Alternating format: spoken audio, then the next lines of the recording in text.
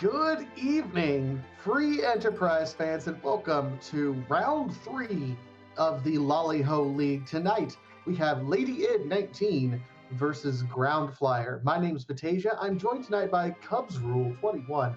How are we doing tonight, Cubs? Can't complain. How are you doing tonight, Patasha? This is going to be a really interesting matchup. Both Lady Id and Groundflyer, respected members of the community, been around for a while. This is the first restream, I think, this week of an 0-2 matchup.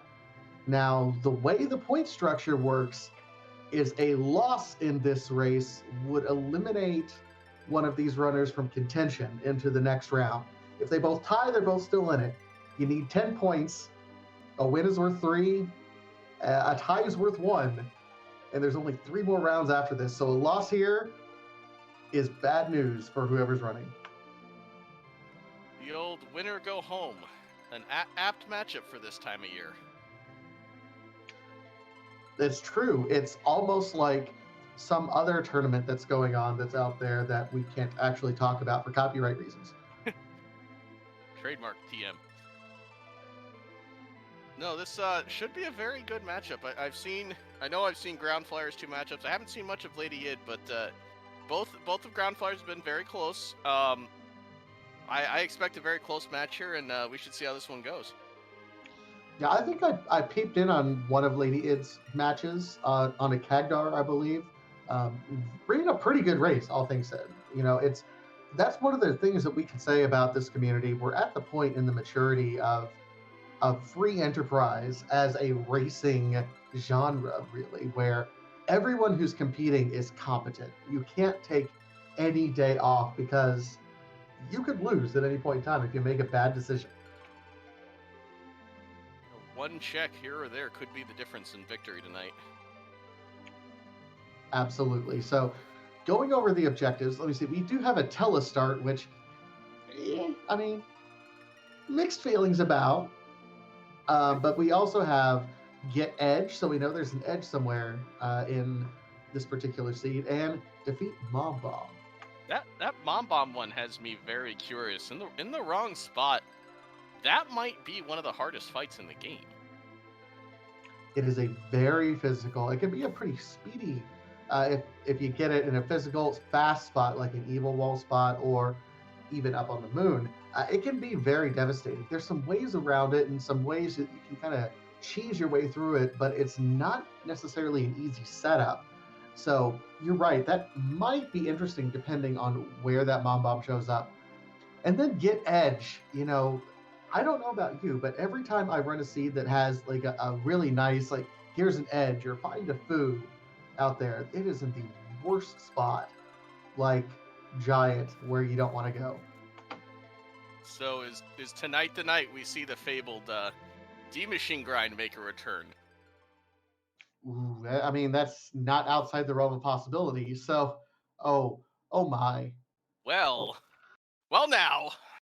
So, Porum start, not great. Pigtail with it, okay, all right. So what? We have half a character between the two, and one anchor. This is a great start. We have one floor mat, one wannabe Rosa, and then we have the pigtail, which is half an objective. This is a fantastic start to a race that I'm sure neither of these runners want to. You want to feel good in a do or die race, and you will never feel good with this loadout. This is the seed where you're very happy to be in the comms booth and not playing. Oh, hello, Kane. Yup. That's interesting. Kane and the Dark Elf in that location. That's not a bad spot for Dark Elf. Dark Elf, depending on if he's in a high magic spot, can really do a number on you. That spot does have a little bit high magic attack, I believe, because of the guards there that do a lot of magic, like the Piggy and Minnie use. So might do quite a bit of damage before the next spot. It just depends on what kind of armor you can set up beforehand. Fortunately, the phase change kind of nerfs it a little bit. because the physical attack seems to be a little weaker. A dueling Mist Cave check here. And bye, Ogo. Hey, Ogopogo in Leviathan Cave, you may not necessarily, you were hoping it's like, okay, is the Mom Bomb or is the D-Mist there? I'm perfectly content to see Ogopogo at that spot. That means I will never have to worry about him ever. I'm cool with that. Bit of divergence here. Groundflier going for the front of Watery Pass, while Lady's going for the back. Kind of a mix here. I've started going for the back more. The front just seems to be a little... I don't know if it's weighted differently in the back, but the back seems to have better gear more often. I don't know if the weights are any different. I think everything is about the same, but there is more opportunity for disappointment in the front. I mean, because there's more checks. I like the front because if I'm not getting stuff that I'm going to use immediately, I have money. And in this particular flag set and how things are going, knowing that sirens are so important and hourglasses and all these other things that you have to rely on buying, I don't want to say no to money, honestly. It's a Mylon hanging out of some kind of Mylon hanging out in Waterfall. Groundflier diving deep. That was a Stardust Rod. That's actually really, really good for Tella. That means Tella can pretty well solo a lot of stuff right there by himself. Nice samurai bow, and we're in Damson. Useful, and a full moon for that edge we might see later. Always good to get him back road early. Hey, and a life staff, the best weapon for any white mage that you may want, just has great stats for if you're planning on dedicating someone to healing. Really, Groundflier has benefited quite a bit because there's not been a ton of equipment to help this Porum and Tella, except Groundflier has it all right now, and it was deep in the Watery Cave. I mean, this is something that not a lot of runners have been able to do, but I think this might play to Groundflier's advantage for the rest of this run. The main use of that exit really coming in handy, getting that stuff deep hiding away. Yeah, that was a full clear. Now, Groundflier is going to pay for that in the time that it took. It takes about 2 minutes to get through. Oh. Is it worth it? Is the Sid worth it? No. Well, yeah, no, reset out. I mean, if Tella survives, I could see Groundflier taking that. The Stardust Rod will make pretty quick work of Golbez there. Groundflier can take it, yes. It would be a challenge for LadyId. You might be able to cheese it with a Star Veil on one surviving character, and then you'll have a Sid who at least can do a little bit of damage. Honestly, I might have actually taken that if I were LadyId with the equipment loadout that you have, because at least it's a boss and a character that you can equip, and we'll eventually get there. Well, hello, White Spear. For Sir not appearing in the seed so far. But he was appearing in the seed. Drat, foiled by my one weakness, memory.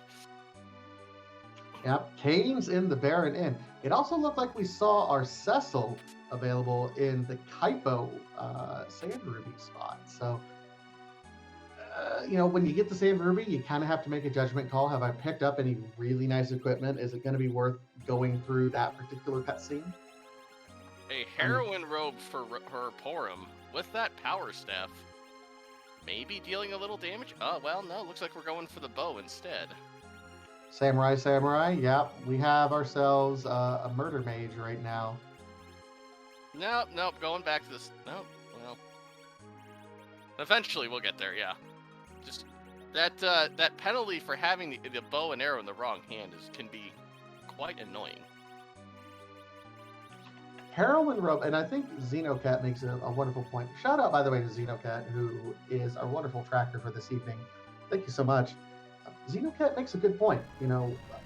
Groundflier went out of his way and got two, key pieces of equipment in the Stardust Rod and the Life Staff. That Heroine Robe helps close the gap there, because we saw Groundflier beelined his way through Antline Cave. I don't know if he's going to have the Heroine Robe. Well, to be at least for this fight, the Stardust Rod's going to end this in about 5 seconds. So, may not cost him here, but going on to the future, he may end up wanting that robe. It's interesting how we have the same party and just 2 different equipment checks, and all of a sudden there's 2 different outlooks in terms of how the party is set up moving forward, how they're going to get through bosses, and how would we like a Darkness Crystal in the first 10 minutes? Well, hello, would you like your seed wide open? You know, I don't think we're quite wide open yet, but this doesn't feel good. It doesn't. We'll see what kind of our next stop is. LadyId buzzline. It's like, yup, we're gonna go check this moon character at least right now. You know, my worry right now is seeing that Darkness Crystal. That Mom Bomb objective is not looking too good if it's hiding on the moon. We may be forced into a few more key items tonight. I mean, we absolutely, at this point, we're not quite in the go hunting for a boss stage yet. We have lots of key items that we can still check, lots of proficiency checks, so we're not just doing kind of individual locations here and there. I mean, lots of options right now. And it looks like Groundflier is actually going to be following LadyId right to the moon at minimum. I think we're just going to get like a character check, a shop check. We might get a just check to see what's in Cave Bahamut, just to see what the boss is, maybe. But I can't see us doing anything else. No, I'd be shocked if maybe you go face check 1 or 2 altars if you really are feeling spicy, but I don't see that play personally. I don't know what bosses you think you can beat on the moon. Even the Water Hag at this point in time, it would be too speedy and would be one-shotting you through the entire fight. I mean, you're praying for King Queen Evelyn. I think that's about the only boss this party could beat at the moment. Maybe those Fire 1s and Fire 2s might actually take this low-level party out. Meanwhile, LadyId showing us, hello, Moonbard. Oh, hi. Things just keep getting better for this party, don't it? I mean, so Edward is singing, "Fly me to the moon." Like, in my headcanon is that Edward is actually Bing Crosby. I just want everyone to know that.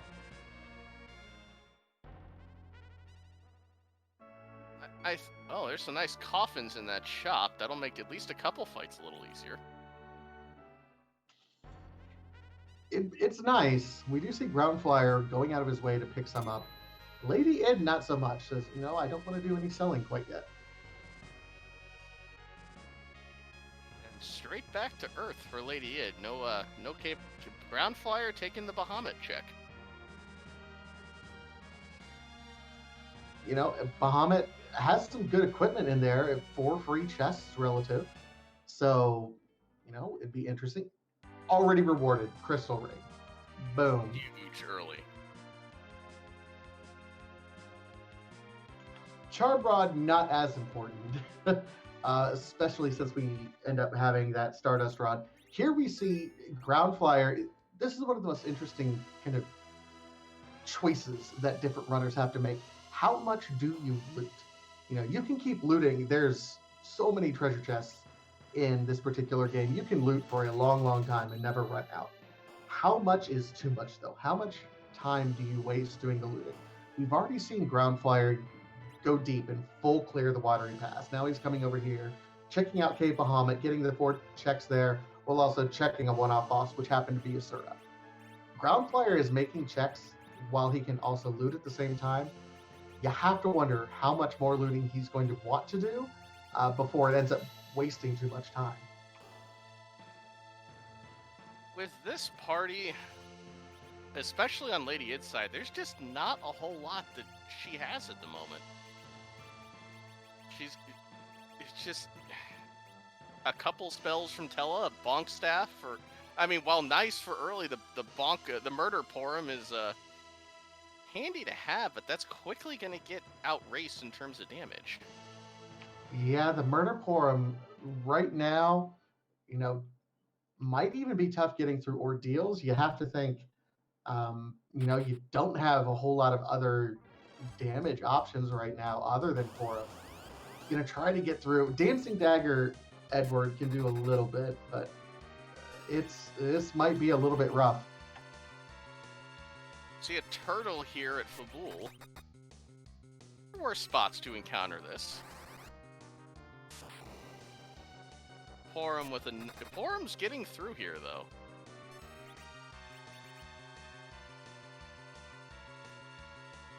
So far, so good. This is a relatively slow spot, as I recall. Groundflier coming over here, maybe picking up this Sid. Oh, with Edward, you can hide. The hide is going to come in big here to avoid anything from Shadow, or at least to reduce Shadow's effect. So at least gives you a little bit of safety. Well, between hide and the crystal ring, I suppose. Yeah, this could be interesting. Golbez doesn't take. I mean, right now the party is set up pretty well, honestly. I mean, if Tella survives, a couple of those raise the Stardust Rod a couple times, and this fight's over. And you have yourself a very versatile character on this flag set. And of course, LadyId showing us that hook was from Fabul. So Fabul defend. At bare minimum, we're going to get the pink tail turn in. That might also be our underground access, and whew, what a party for that. Also on Ground Flyers, right on cue, Tella takes a nap. So throw that Stardust Rod out the window for the moment.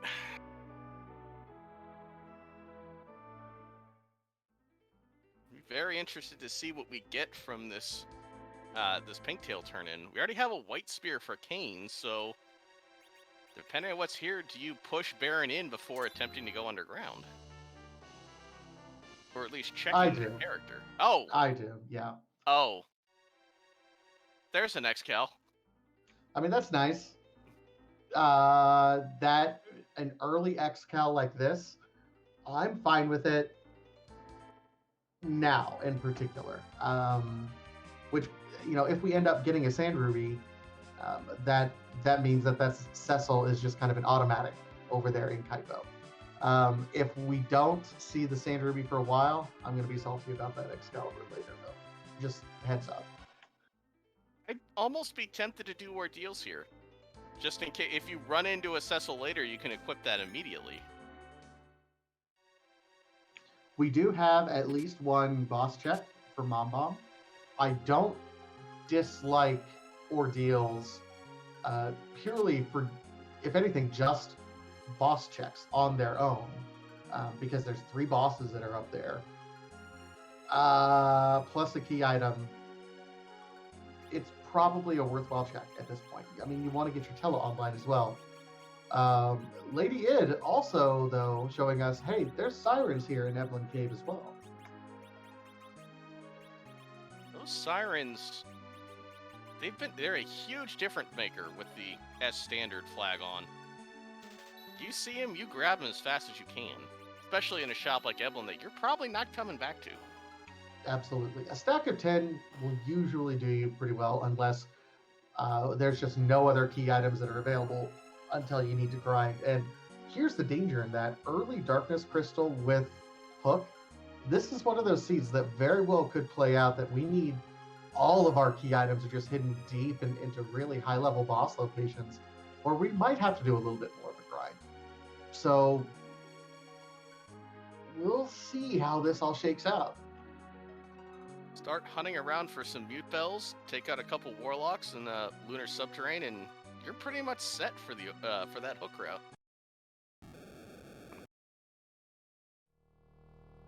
And we have another child.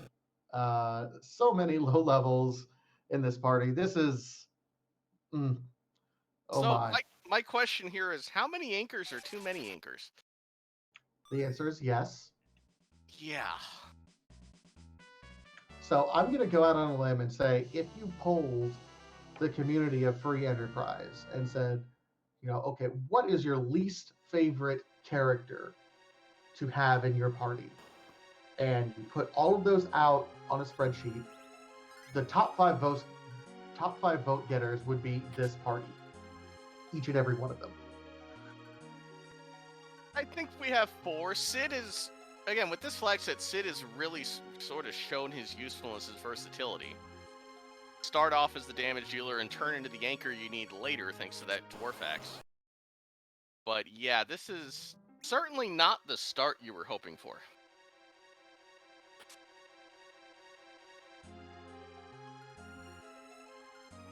Silent staff on LadyId's side, so that's a nice pickup there. But did find the monster in a box and decided, I want no part of that. I'm going to reset out, and then I'm going to full loot everything. Which, honestly, not a bad idea. This is a cave that behind a key item and can have some really high quality loot in here. Another white spear. Well, there's some money for you. Though I did see a Stardust, I couldn't tell if it was the item or the rod, however.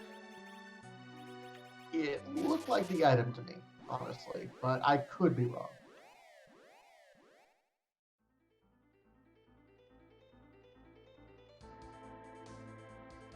Yeah, Zeus Gauntlet will be useful later.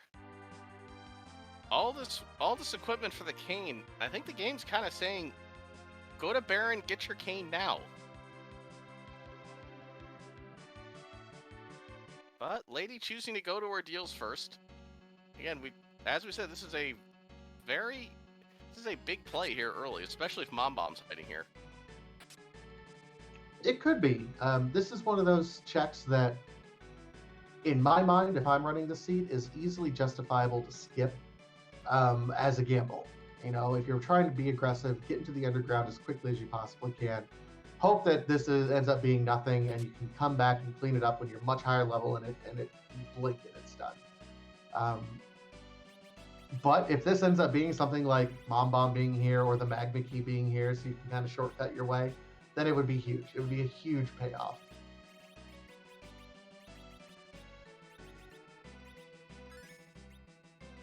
A little bit better gear, getting ready for the first fight, and Groundflier also making his way up, and we have Dark Imps. You have a choice with that Rydia. Could be a nice little infusion of XP, or just commit to her as the anchor now.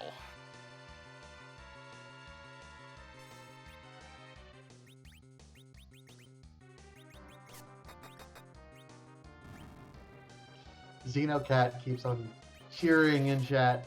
I want Kane. I want Kane. I missed Lady finding a dancing dagger. Edward putting that to work right now. I don't know where that one came from. I don't know if Groundflier has it either, but yeah, raise that Stardust Rod and say goodbye to the imps. All right, I'll do this just for you, Neobari, just for you. It's gotta be Kane. Okay, that's it. It's retired. It's retired. Wait a minute. Who replaced Fantasia with JR?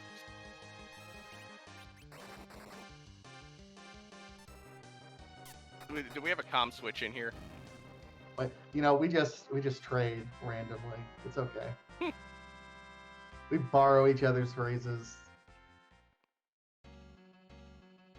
Both getting through those dark imps. Coming up on the bag attack. Uh-oh. And we have a gauntlet. Oh god. A horrible spot for gauntlet. Just so many enemies. Horrible party. What did you roll, Neobari? What have you done? That Stardust Rod is really going to do some work here for Groundflier. maybe save him upwards of a minute plus, just with all these back attacks. Oh, easy. Yeah. Just being able to sweep through everything instead of having to do one-on-one attacks with dancing daggers. This is going to be huge for ground flyer.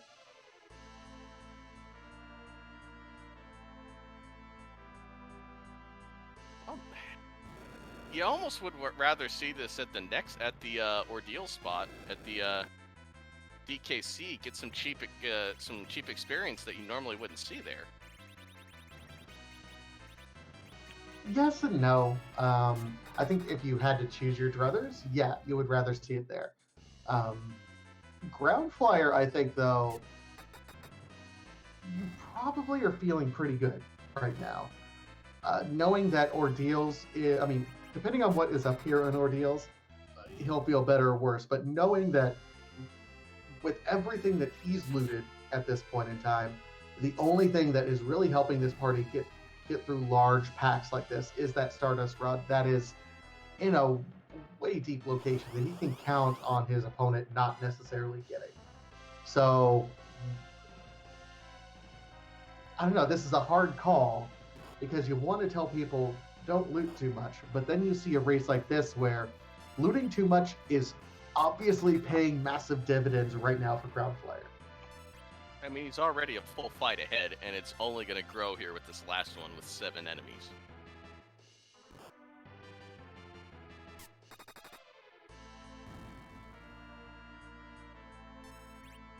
Just the contrasting styles in terms of just one choice. Where do you loot? Where do you skip? Paying massive dividends here.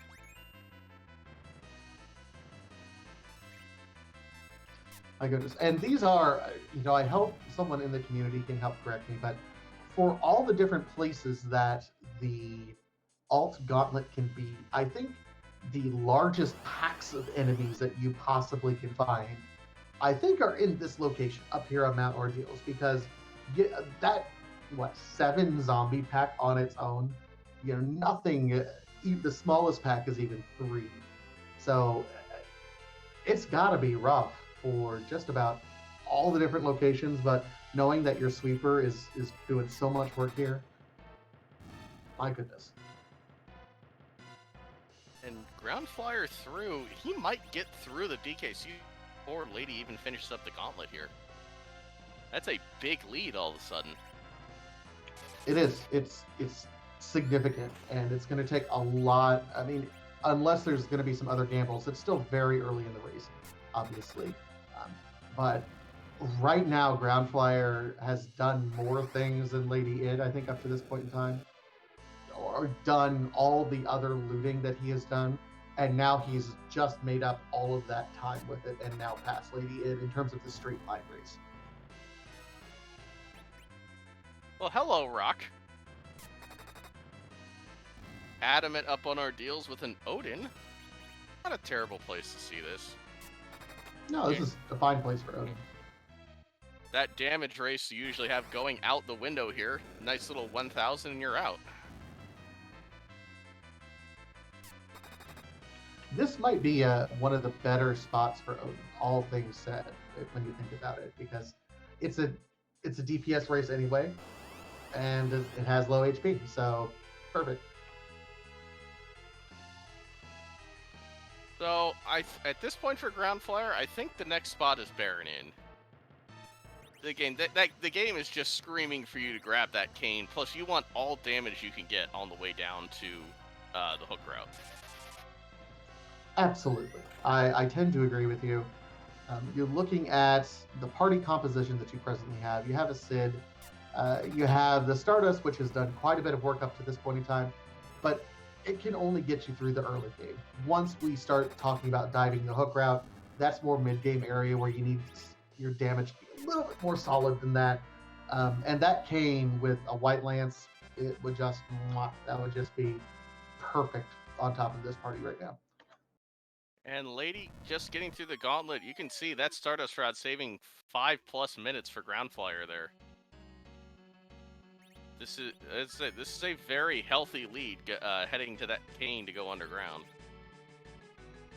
Now we have to be careful, and I'm about to go on a bit of a rant because I hate using the word lead in a randomizer. Fair Right point. Fair now, point. like in a straight line race, yeah, because they've checked all the other things and there's but anything can happen in a randomizer, and we don't know, and that's what the nice thing about randomizers. No one is ever officially in the lead until we know it's go mode and we're on our way to zeros, effectively. That's what makes these races so exciting. Is yeah, we can see someone has a clear advantage right now, or their setup is might be just right, but a random coin flip can change everything on its head at any point in time.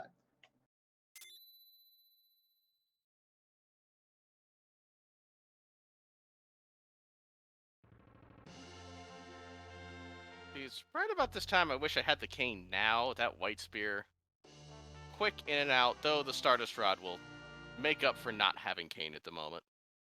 It will, and I'm actually surprised. I thought the Dark Elf magic would actually do more damage there. I'm a little bit surprised. So I guess I don't know the spots as well as I do, but it did perfectly fine. I can't exit. What? A little bit of a misclick there. Or I'm trying to take Tella's job there with the exit.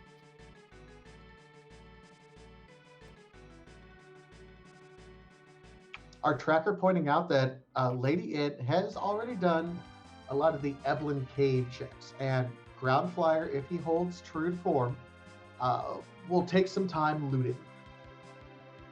Free water hag. Well, unfortunately, Edward, not exactly helping out here. You do have to land the hits to get through Water Hag's script. But this was one we could have potentially had very quickly. Be interesting to see what we get from this spot. I mean, at bare minimum, we have Kane. We have another brawler, which will be fantastic with that white lance once he's online. No real way to level him, unfortunately, but also awarding us with the pass. Fine object. Love to see it. Not this early, please. Yeah, something we probably want to see in, what, about 45 minutes to an hour or something. Feels a little bad seeing it here. But it does confirm that we are headed down a hook route. Unless somebody feels like making the cheeky demist at Mega Sisters play. Heck, I wouldn't put it past someone at this point. And I know there's someone out there who would do this right now. What about, you already have the Darkness Crystal. Let's do the D Machine grind right now. Let's do it. Commit to this party. You're good. Clear it out. Check to see if Edge is up there. You get 2 more checks. If it's there, you're a hero unto the community.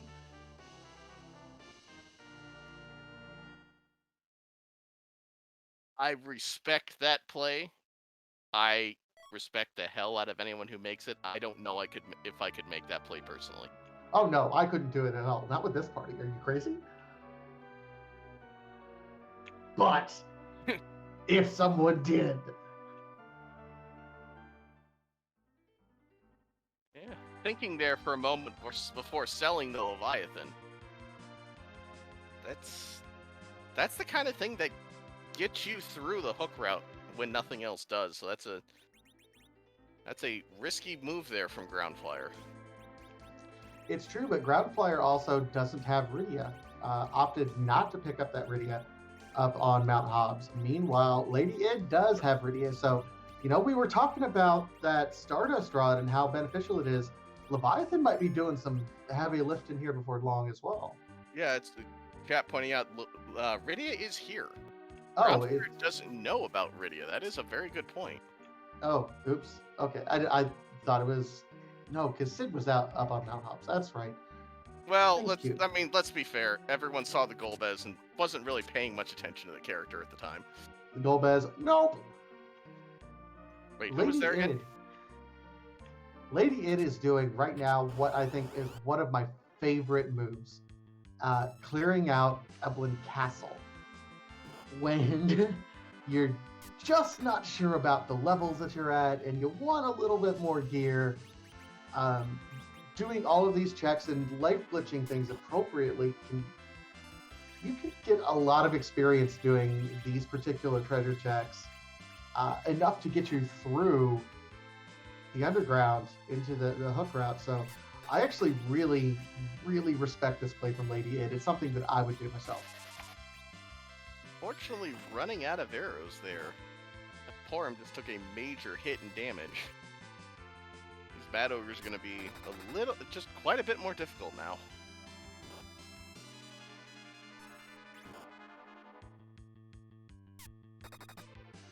Luckily, they're not punching too hard. Zerking Porum. Oh man. If Zerk Porum is your way of defeating Mad Ogres, you might need some more levels anyway. I'm just going to put that out there. Yeah, this feels like a time you might take a couple encounters right before that Leviathan, and frankly, right before the King Queen Evelyn spot. We still don't know who's there. That could be the bigger problem.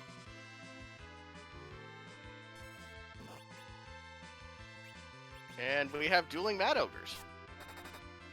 We do. The 3 fight and the 4 fight. So lots of Mad Ogres all around. They are both Giant type and Mage type for some strange reason, because early 90s Super Nintendo programming. Yay. Nice Dragoon Lance there for the cane. That will definitely come in handy for some grinding later on some Gold Dragons. It could, yeah. Quad damage to those. Just a power shirt, but groundflier ops, he's like, I'm not messing around with no life glitches. Stone, deal with it. Get what you can for cane and get out, I suppose. That Silk Web may be very important here. You're going to be at a big agility disadvantage here. Even with... Lady is committing Duridia as the anchor. I don't think Groundflier has a committed anchor at this point. No, I don't think so either. Likely will make that decision later, or just is committing to Tella eventually taking a nap. Power shirt also on LadyId's side, as well as a life staff. Thing kind of coming back together after the early advantage from Watery Pass. That Stardust Rod is still a big bonus for Groundflier right now. It's true. Nothing quite caught up there yet. Got to be a little bit careful. These Black Cats, if you don't one-shot them, can use this bluster counter, and it might put someone to sleep, or it might kill them outright. Either way, it puts them to sleep. But this one is getting a little hairy here. Virus not enough. Oh no, it has to reset out, and that's all that experience, all those fights. Oh, that one hurts. That hurts a lot, and that's the risk that you do with that particular check. They can beat some tough fights to get through. The reward is completing it. And a freebie here on the hook route. Officer Soldier at King Queen Evelyn. Those coffins are going to come in handy. Well, no, we're just going to stone. Never mind. This has been the cheekiest route, hook route I've ever seen. The most used spell used the entire way through this is stone. That's inconceivable.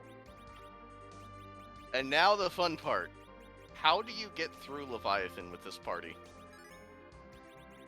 This is going to be a challenge. You know, his wave will do percentage-based attacks. So you can kind of count on that. Now, you do have to worry about his Ice 2s, but I don't think this is a terribly high magic spot, honestly.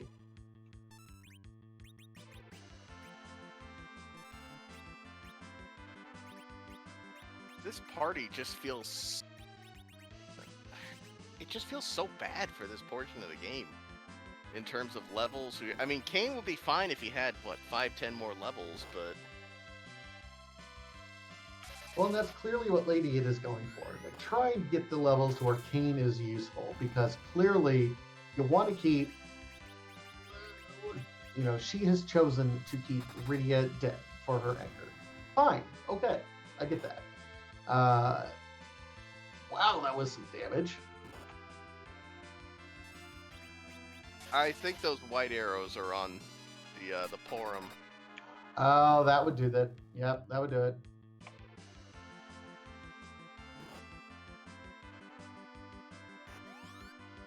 It does just feel bad having to redo all these fights, but in the spot, you don't really have a choice. You've made this play, you have to commit to it. It's true. All right.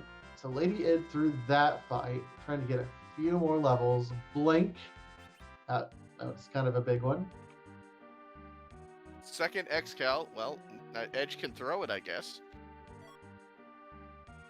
Thanks. Well, we know of one Cecil. There might be a second hiding somewhere. You're never going to turn down 2 Cecils with swords. This is true.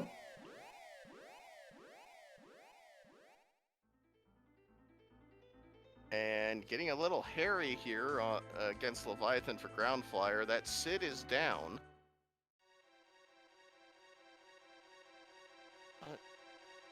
Kane hacking away might be okay. I think this is going to be okay. I think there's enough damage. There's enough. There's not, the big wave is not doing so much damage that it can't be healed up. You just have to kind of be careful with those ice tubes that are being thrown, because right now they're one-shotting party members who are under 200 or so health.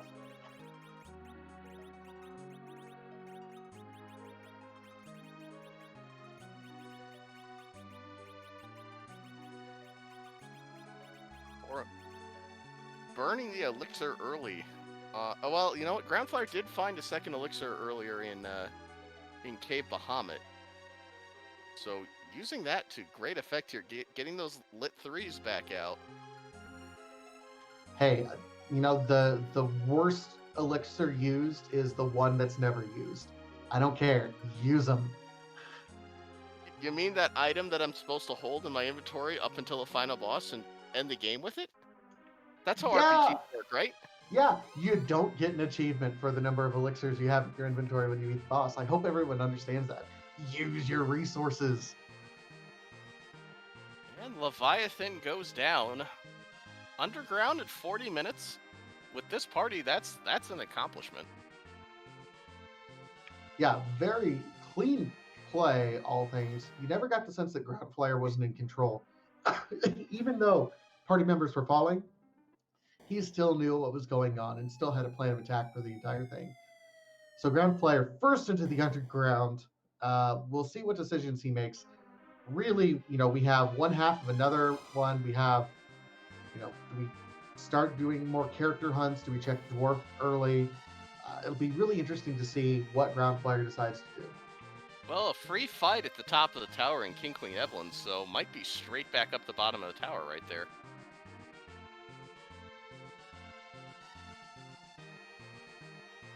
Especially with multiple characters missing out on the XP from Leviathan. You have the sirens, but any kind of free XP you can get right now is good.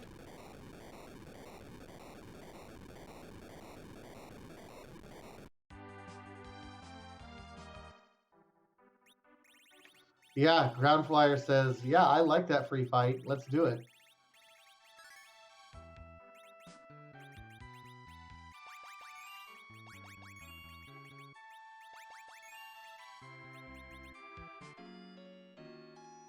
Groundfire's still sticking to just kind of a no anchor strategy here, just kind of taking everybody. Maybe just counting on grabbing a character late and just forcing that character in as his anchor. I mean, that looks like the patented trick that I call the Vitasia maneuver, which is ignore it and figure it out later. Generally a Fine. bad idea, by the way. You don't want to do that.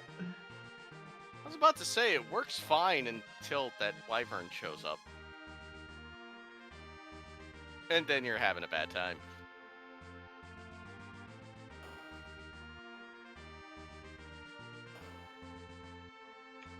Xenocat pointing out that LadyId was trying to use some life glitches on those soldiers without realizing there's no XP at that spot.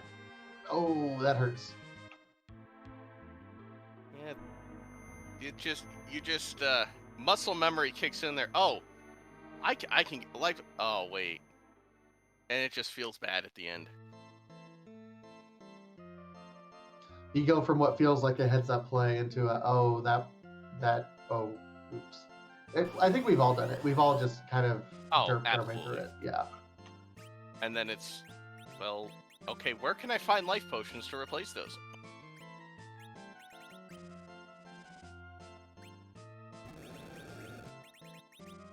So groundflier, now you're absolutely right. He went right up and is taking his free fight, King and Queen Evelyn.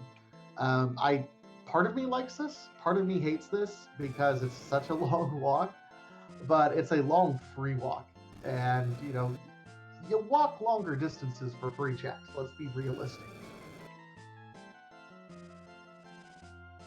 I wonder, I've seen far too many vanilla tower keys lately. This one's just always kind of in the back of my mind. But now the question is, where do we head next? Dwarf Castle for the character, Fey March for the free item check. There's a few options open right now. There are, different people have different opinions. I personally think Dwarf Castle is looking pretty appealing right now. Oh, there's a Legend Sword, so there's another objective. Okay, so all those options just went out the window and we're rushing to Kokol. I mean, yes, but also no, because that's just an objective that we just have to turn in. So... You mean you don't want a third Excalibur? Third Cecil?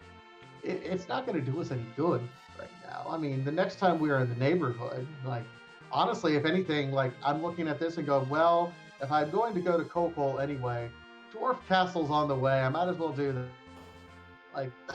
That would be what I'm thinking. But yes, it's an objective. You have to do it, but you don't get any reward from it. I don't know.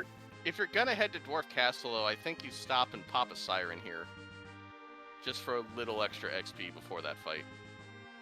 That 34,000 from an egg will go a long way right now. Right now, yeah, crack a single egg. I'm fine with that.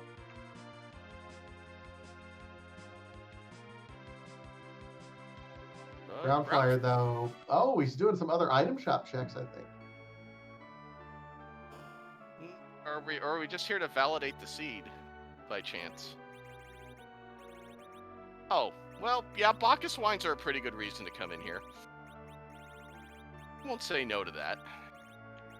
Man, I feel bad because this party isn't really Bacchus wineable. Is the problem. I mean, Kane, sure, I'll Bacchus wine him every day. Sid, okay, maybe. I kind of want him to throw potions. Edward, I don't have a spoon.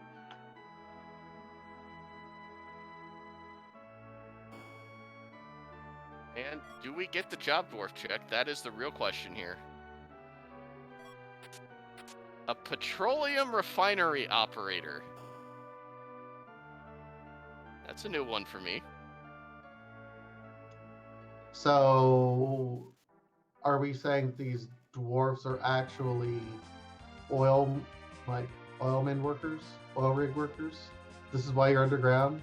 This is why you're digging? I want to know where the rigs are. That doesn't exactly look like deep water to me. Do you know what you're doing to the ether? You're killing the planet. Wait a second. The wrong Final Fantasy. Hold on. Do we have a direct tie-in to FF7 here? I think so. This is the never before seen FF7 crossover episode with Free Enterprise. Well, Coco Shop has a bunch of good things. Unfortunately, we already have most of those things.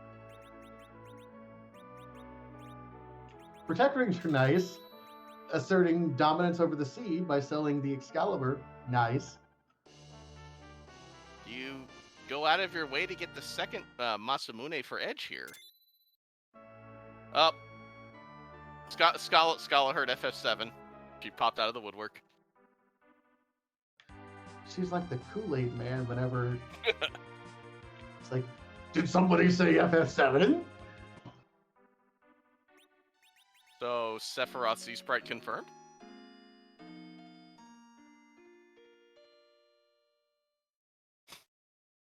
Oh my goodness. So more route divergence here. As groundflier already went up the tower, LadyId is going over here, going to be checking freebies, finally through getting to the underground. But what's the key item? We haven't had this key item check. Hey, it's the pan. That's actually very convenient right there. If you get the pan underground, it just feels so much better than having to triple dip Fabul. Especially right there.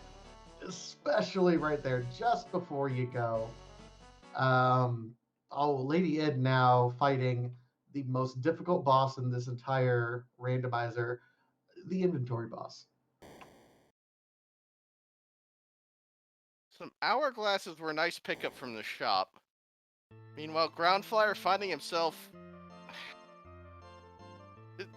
Where's Dathus? Vanilla dolls? Vanilla dolls. Meanwhile, the boss is over on LadyId's side. Vigan and Leviathan, Evil Wall, and Asura. No. How fast can we cast Exit? We got a couple people who can use it. Hey, actually, Edward might not be bad there.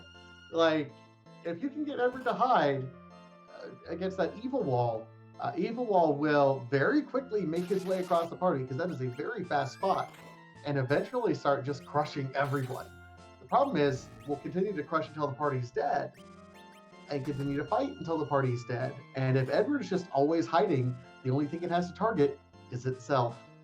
Do I remember a ribbon? Because that would also come in handy against that Evil Wall. I can't remember if we've seen a ribbon here yet. Don't know if we've seen a ribbon. We have seen a crystal ring, which I think crystal rings also protect against the death effects. Oh, and we have a big... Oh. Well, big doll for Groundflyer, but... Hey, so if 3 Excals weren't enough, how about a crystal sword for you? It's confirmed. We are never seeing the Sand Ruby. Ever. Ever. It's gone. Well... Pray that... I mean, I guess the crystal sword does turn at least one of those Excals into a dark target now. No, Cecil is in the bed at Kaipo, so we're looking for a Sand Ruby. And unfortunately, the longer we go, the less worth it, even with those swords, the less it might be worth to take him, just trying to have him catch up on experience. In the meantime, Groundflyer finds a Foo and says, yeah, we're going to ditch Porum for Foo. Oh, hello. That's a Mega Nuke that misses. Wow. Hey! The double dodge and Sid even survives. Wow. Here's the problem. Wyvern will very quickly cast Wall on himself. So, even though it's not necessarily a high magic spot, gonna have to do out some damage and rely on Quake there. Whew! You know, that Wyvern, the Mega Nuke is always something, but then it's like, wait, what do I do now? This usually kills.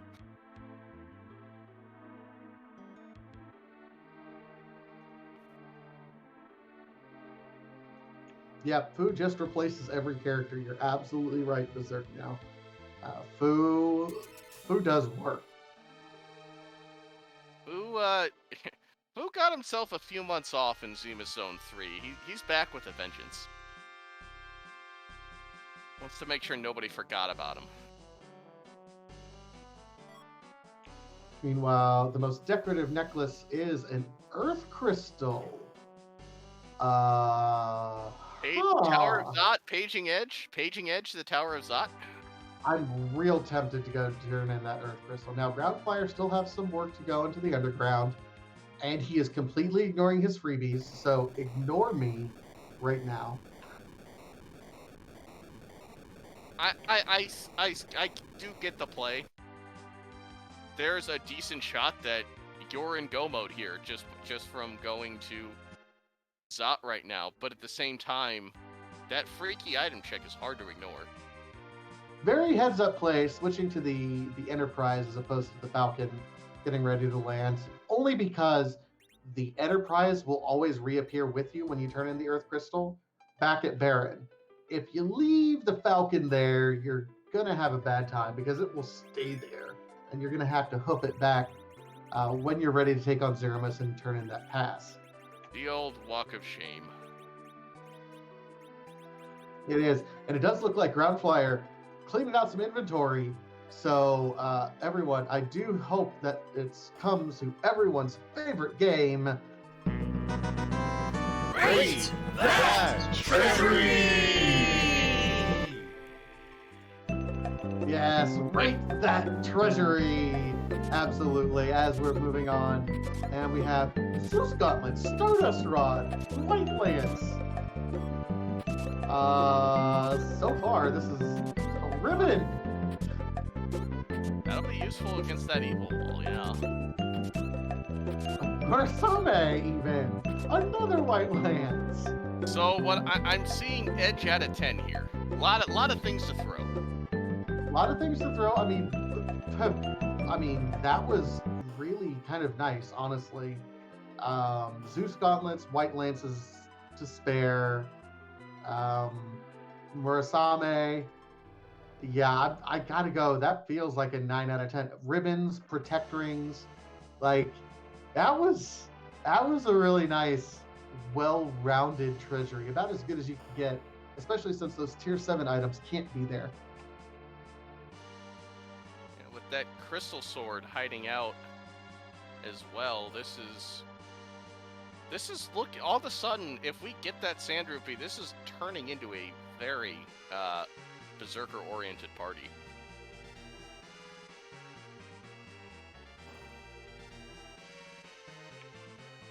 It could. I mean, we're still a little ways to go. We do have a Fusoya, which will help us no matter what. I mean, that's your healer right there. So if you get a chance to have more Berserkers, go for it. We're still early on. We haven't done a whole lot of grind either up till this point in time. So, yeah, I think if I get if there's an Edge and a Cecil up here, I'm taking them both and gonna go crack some eggs and then go Ver. Yeah, this we are rapidly approaching an end game here. Getting through that hook route was a gate, but things just really opened up once we get underground.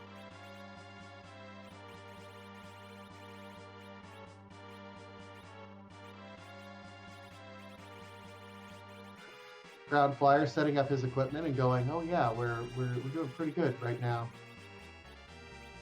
Look at all these nice things I have for characters I don't have. Yay. Who do you ditch if you're Groundflier? Like if you have 2 characters that come on, it's like, okay, Eddie and Tella are both gone, you think?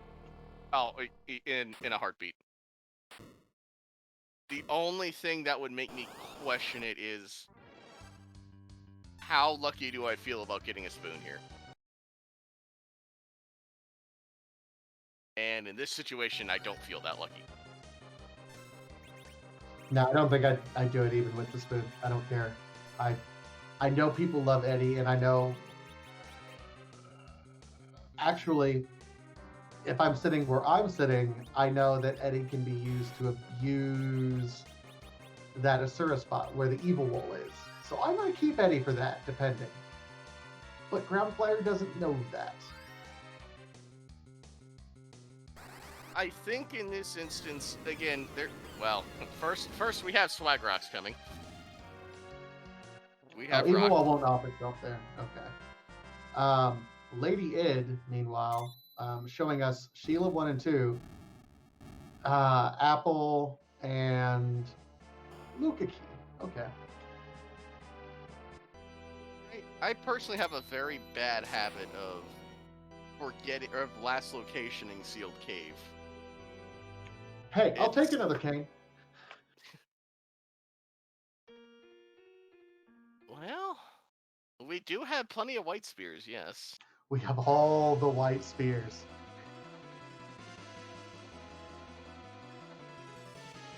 And we also have... I don't think we're taking another old man. No.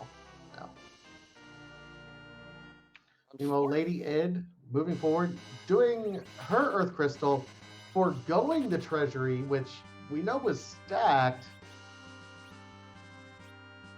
What? No, Kane, okay. Color me surprised. I'm a little bit surprised. With the equipment loadout that we just got, I probably would have taken another Kane. I would have relied on Fu to get through this fight.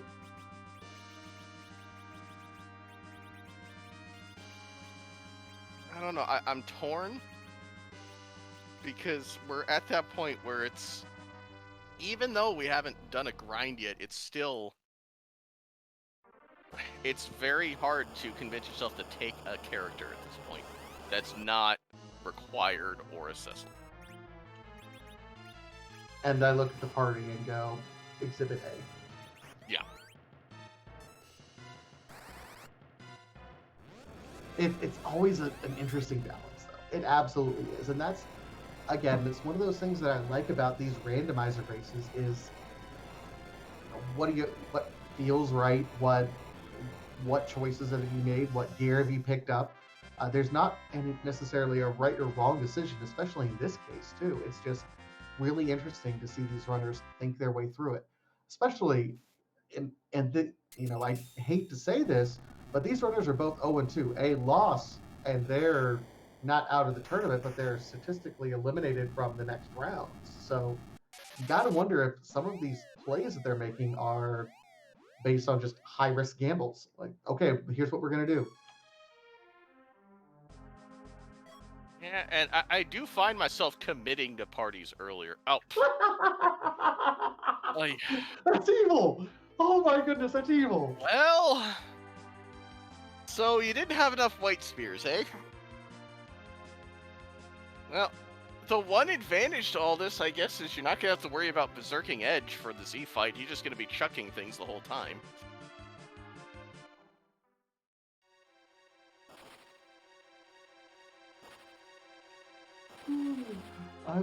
Oh my goodness, I'm still laughing. I'm sorry, that's just so many white spears. You get a white spear, and you get a white spear, hey, and you get a white spear. Hey, that's retribution for not taking that cane, as far as I'm concerned. We have No, go ahead, sorry. We have what character spots are left? We have not done package. We have not done giant. And Baron, yeah. And Baron, okay. So we have 3 character checks left. One of them is really unappealing that I said like 30 minutes ago. Wouldn't it be crazy if? And there's what, 1 dupe left? I think we've seen 2 dupes so far. The Tell and the Kane. Yep, Tell and Kane are dupes. So there's 1 other character hiding out there. Because we know there has to be an Edge. Yeah. So there is what, Palom and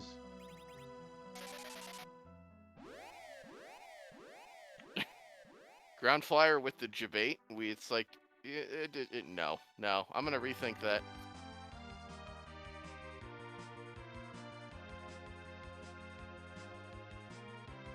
Like, nope, let's not do that. Let's go ahead and bonk Yang with the pan. Oh, we haven't seen Yang yet. So it's either Yang or Palom. is our last character.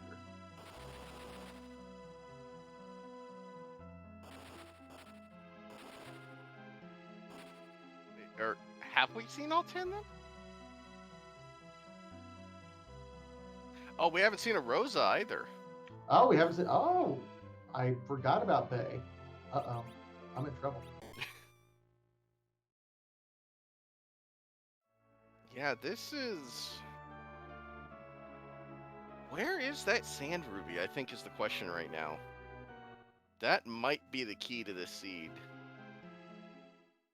I mean, that'd be nice, but I mean, yes, Crystal Sword Cecil go Burr. Okay, memes, haha, whatever. But we're getting to the point where if we don't get him in the next 15 minutes, it's not worth picking him up, I don't think. Yeah. I feel like we're reaching the point where it's time to go do a bit of a grind and just hit the moon. You don't have a lot of options here right now. TCG Jin, no, Groundflier has done the free boss, and it was that Legend Sword, which has been turned in, but that was the free boss that was up there.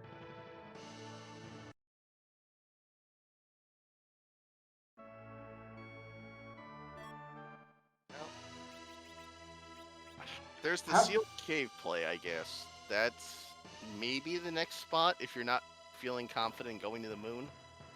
I'll check it, but that's it. I don't know. We've had enough ribbons picked up, especially on the Groundflier side. That evil wall, I don't know. That's in a rude enough spot. I think I might do that. Thunderclaw, well, choosing to not get the Thunderclaw, it is a bit late, I guess, for it to be very useful. But it's still... I still think I might have grabbed that just to be safe.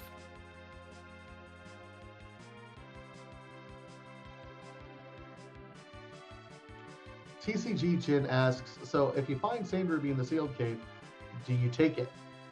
And that's a fantastic what if, Jin. I will say, as someone who has faded Crystal Sword in the sealed cave when I had a Cecil in my party, yes, I would fade it. And I would have everyone be absolutely angry with me for it. I would be tempted to take it, because you're at 8 key items right now. And if you have that, you have 9 and then go to the moon with 9, getting the 10th on the moon could be very important in terms of XP here.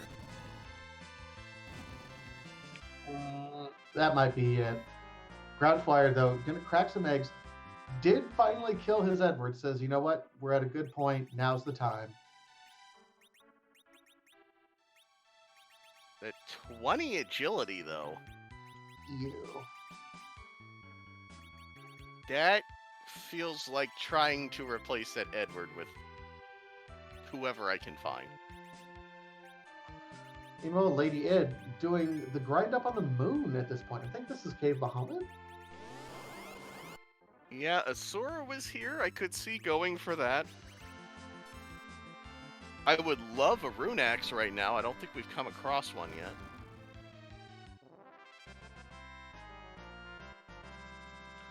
Oh, this is interesting. LadyId is going to revive his Rydia. Wants Rydia to get some experience.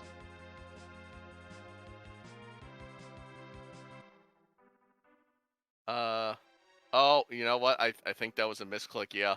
That was going for the life glitch. I was trying to figure out that play for a second. It's like, that didn't make sense. Yeah, miss menu at that point in time. So now I'm going to pull the Siren out for the King Ryu. Again, same setup. I'm going to get hourglasses rolling. Sticky button on a controller? That's never happened to anyone before, right? No, never. Never in the history of speedrunning ever. Nah. It's just a feels bad moment when it happens.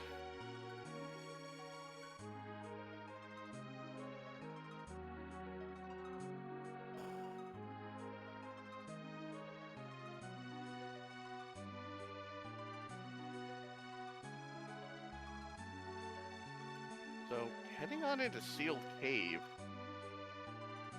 You know, every check at this point feels like we're one check from go mode. Given that if we find a mom bomb with a harp, it feels like this seed could just unfold right in front of us. It could, and these runners are in two very different locations at this point. Groundflier on Earth, cleaning things up on Earth. LadyId up in the moon. Now, LadyId has not done Forge the Adamant yet. We know that Legend Sword is on Keyless Tower, at the top of that tower in the underworld. So eventually we'll have to get there. Right now, a little bit behind. Oh, and here's Burn the Witch, Jin. Jin, you're wow. Okay. I hand over the spoiler log and no one gets hurt. Well, it's a karate fight. Oh, really? Wow. How fast can I get rid of Tello for Cecil? About how long does it take this fight to get there? That's. This is yeah. This is a little bit rude, knowing that you can cheese this fight if you have a Cecil, and this is blocking the Cecil access. Thanks, game. Yeah, karate is not long for this world after that nuke. And LadyId gonna take no, rethinking it now. Started to take it to head toward that sewer and decides, well, let's go see what's on the rest of the moon.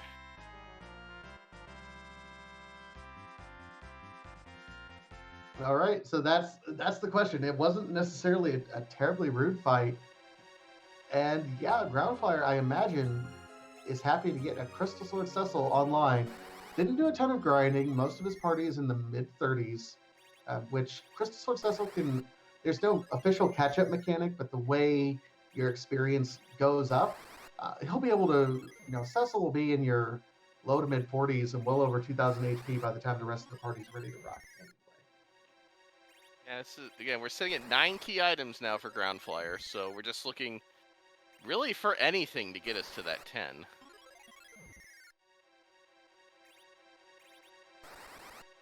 Yeah, Xenocat, one of our wonderful trackers, pointing out, Cecil is good with about a total of 200,000 experience. There are other characters, Radia, where, it takes her almost 1 million experience before she really comes online with Nuke towards endgame. LadyId diving down, presumably toward the Riven Room. This is... Groundflier really wants that Cecil, and... Can we teach Cecil to wield, 4 swords at once? Please? Sword chucks have been outlawed in the realm, so no. You cannot chain together 2 Excaliburs and have Excalibur chucks. That is not something that we can do.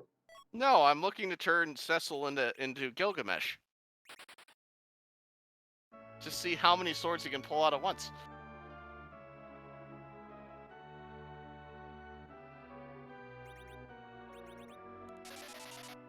Please help me out, chat. Did everyone get my sword chucks reference? Please tell me you got my sword chucks reference, otherwise I'm going to feel really old.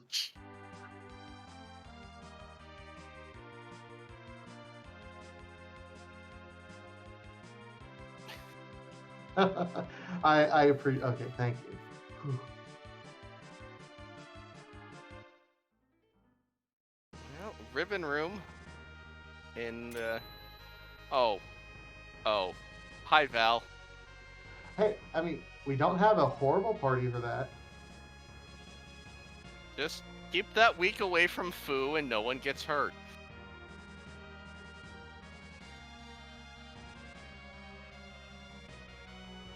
I take that back. Kane got hurt. And ow. Yeah, this is not looking fantastic right here for LadyId. And here's the rough part.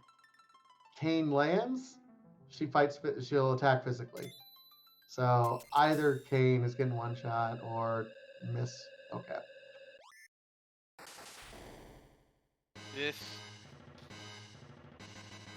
How fast can you get the blinks up? That's the question right now. Yeah, really, you want to get blinks on anyone before you try to break her tornado here. But man, there's going to be lots of weeks going out is the problem.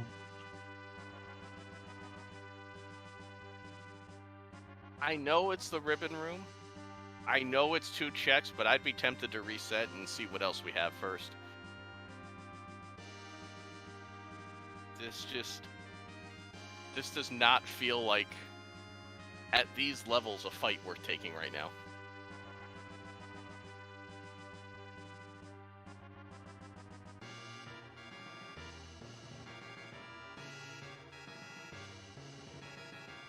Up and there goes Forum. Whew, this is gonna be tight here. That nuke certainly is gonna help. Yeah, I don't know. This is one of those fights that you get into and you never feel comfortable in. Now, LadyId's in a pretty decent spot. Got some nukes rolling.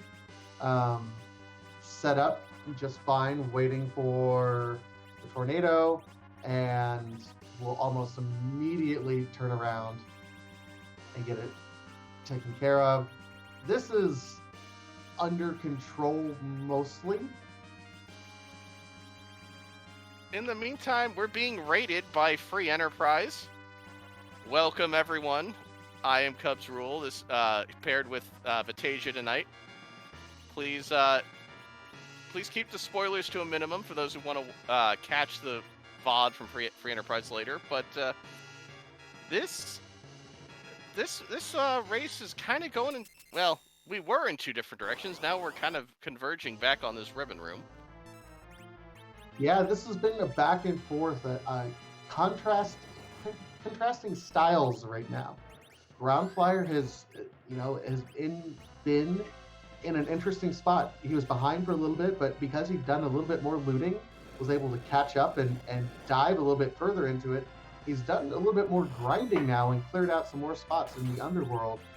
LadyId, though, first one to the moon. There's that package, one of our 3 remaining locations for a possible edge. Well, it looks like we're gonna make Sid our anchor, killing him off with that coffin. But how much damage can a level 1 Cecil do with a crystal sword? Enough. Yeah. I think more important than that, on this fight in particular, you do not care. You do not want Kane jumping, actually. You want everyone to be weak, and you want to only have to heal Cecil up and have... Or, you cast some Zerk on Cecil and completely ignore what I was going to say, because cover Cecil would have been fantastic for Voval is, but not if you Zerk. Interesting, the decision to essentially turn Sid into the anchor here as opposed to Tella. I wonder if this is foreshadowing wanting to drop that Tella when we find Edge. Because you're not going to need a whole lot of levels on Edge if he's just throwing things. We have 5 White Spears and 3 Excals. We should put those extra ones to work. It'd be nice at this point. You're right. Meanwhile, we have Leg, Rubicante, over here in the White Lance altar. He hit hard right now. Fu is just looking to take a nap. A very, very short nap.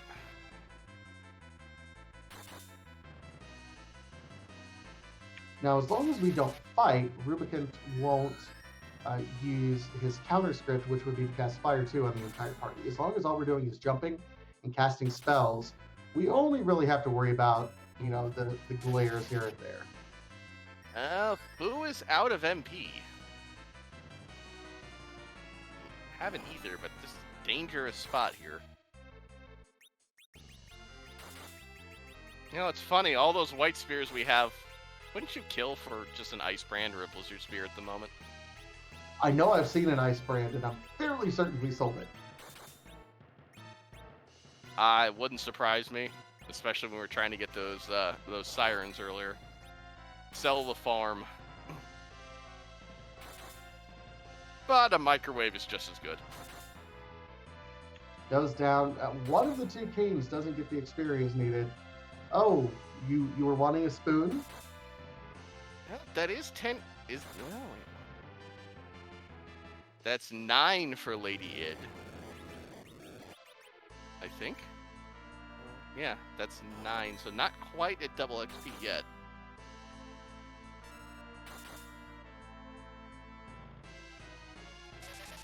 Yeah, chat saying more darts for Edge. Yay! It will help to not necessarily have to level that character, that Edge. You can just grab him after you do your grind, if you find him.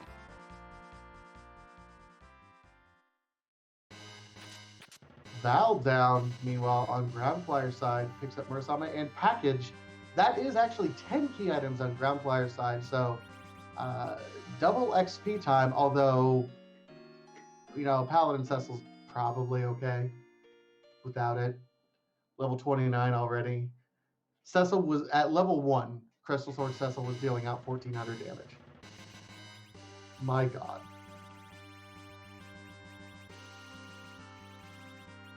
Well, Plague decided to move down a floor and gain a bunch of HP at the same time. Gain a bunch of HP and quite a bit of speed too, as I recall. So you try to get some Zerkers online and then rotate through, casting Life on Rydia and then killing her quickly.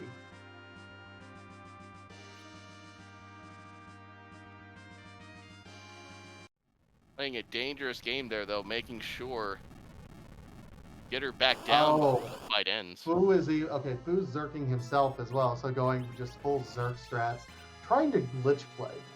There's kind of an interesting script within the Plague fight that you can glitch him out, and none of your characters will die. If I believe, help me out on this, if at least 3 of your party members are berserked. Oh, 2? Is 2 Zerks Xenocrat? At least 2. Okay.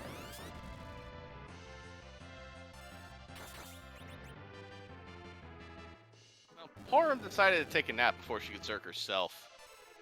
But other than that, very well done.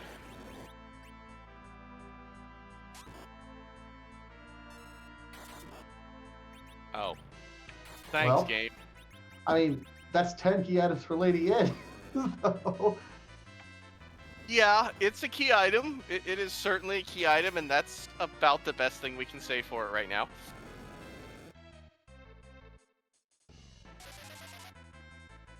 It was there if you really wanted to try and dodge the hook route earlier.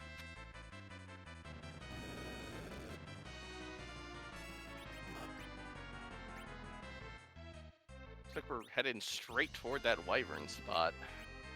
yep, the Crystal Sword altar at this point. We haven't seen that. I haven't seen Murasame altar as well. And then, of course, there's that Bahamut and Asura. And by the time we're finished up with the rest of these bosses, that Asura probably won't be too bad.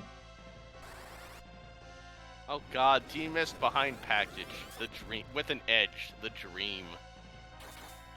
Neobari, you're the one who rolled this seed. So if you're calling it right here, we're gonna have to burn you at the stake. I just letting you know. You know, there are consequences for being too good at this. We have found a witch. May we burn her?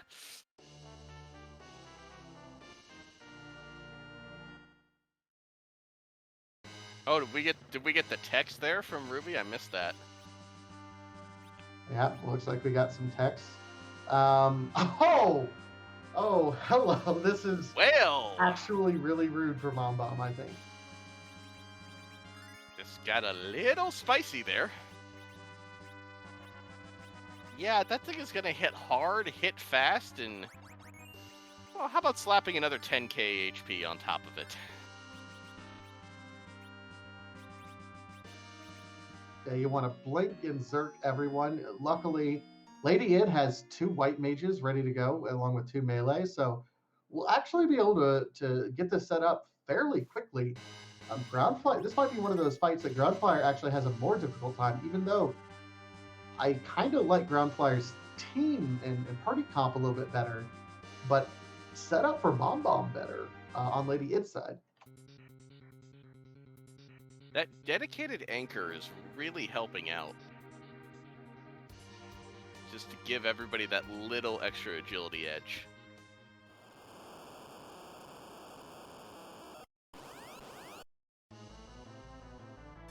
So this will be objective number 5.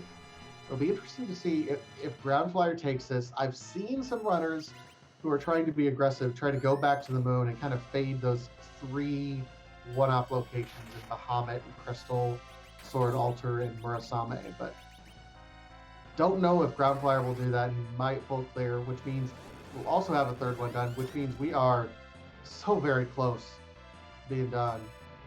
Just a Dragoon Lance. Paging edge, we have more things to throw. So, okay. Here's the play. Because LadyId is in a much different spot than Groundflyer. LadyId, we'll see if she's going to tent up and then head right back in to do the Murasame. If you're Groundflyer, you get that Mom Bomb. Do you immediately go back to Earth, check the package? Because if that's edge, you're in go mode. I think I leave a save on the moon, but yeah.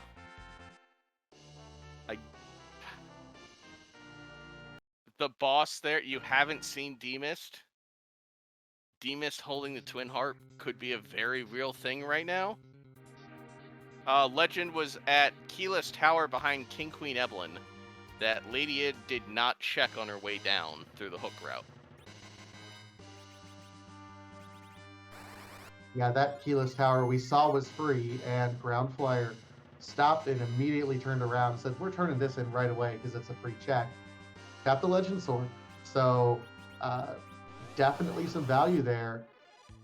Groundflyer said, hey, let's go ahead and do a little bit of a grind here at the moment.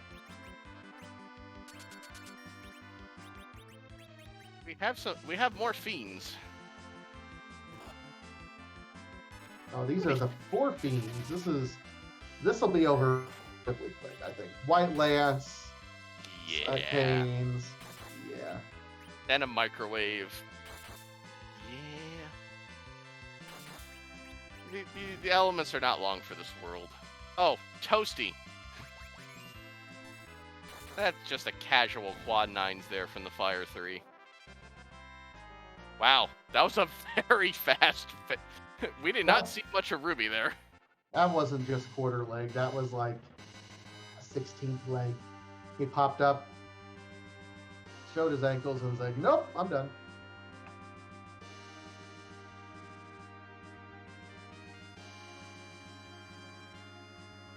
And Val doesn't like that white spear. She just, she kind of melts to that. Just a charm rod. Oh my, that's rude. Very rude. Levels, I guess, a couple. I mean, we're in the mid 40s at this point in time. We're at Zeromus type levels for this party right now. I think you have to take Asura at this point. You've faded Feymarch this whole time. I think you have to take Asura while you're here.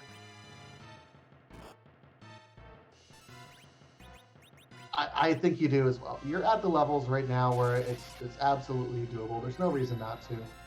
Groundflyer is on his bomb fight, so he will have a very important decision to make almost immediately. Now, here's a thought if you're Groundflyer. If you go check package and it's not edge, do you make a run at the giant? I think because I'm 1 key item or 1 character away, I think at that point I'd go dive Feymarch, honestly. because there's still even the Baron key where Edge could be hidden there. Like if we knew 100% that Edge was going to be at the Giant, then yeah, but it would still be no better than a coin flip at this point.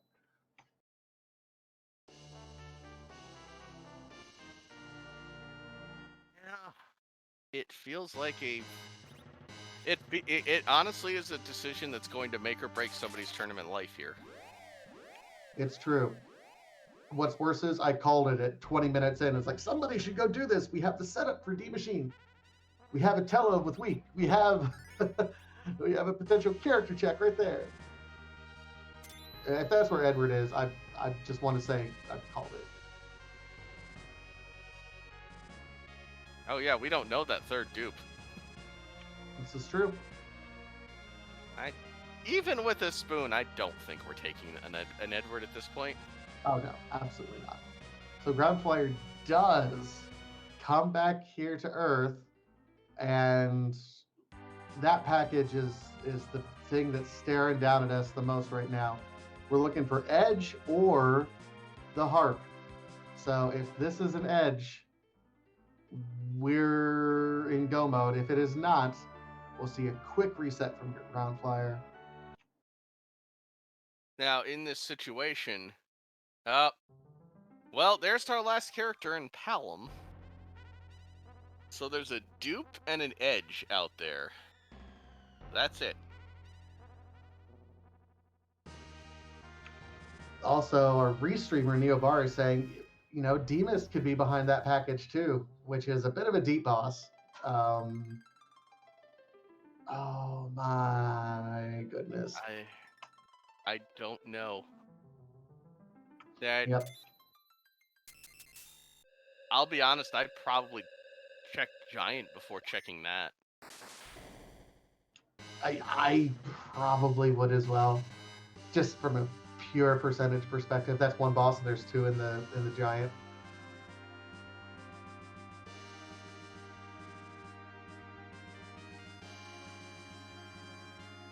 All right, LadyId through Asura. We'll see what this is. I mean, this could be interesting as well. If it's like the Baron key or the Tower key.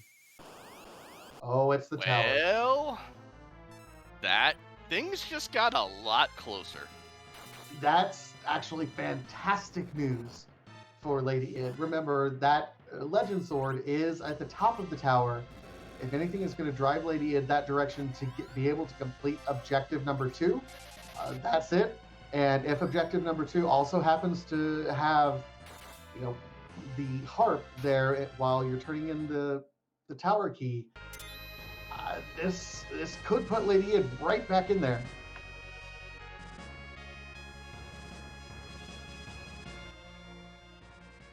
I see the chat is trying to will Edward Spoonward into existence.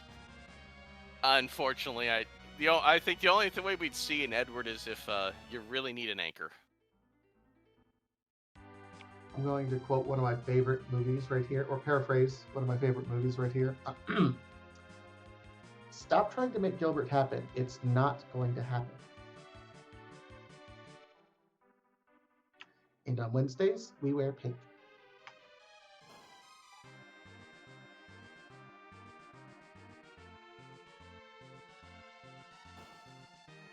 If you thought Val didn't like those white spears, just see how much she doesn't like the crystal sword.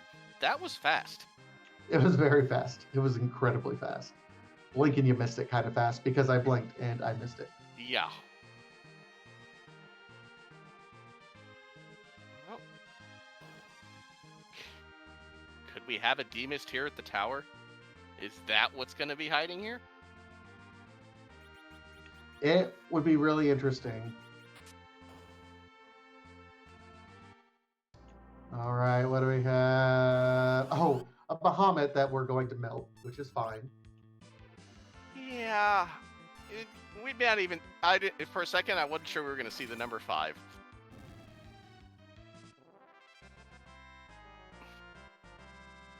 TCG Jin, that's correct. She has not checked the top yet. I imagine most runners do, unless I mean, it's not outside the realm of possibility where she thinks, if anything's there, I've already lost, so she fades it entirely. I don't think so. I don't think we're at that point in the seed yet. We're only an hour 30 in.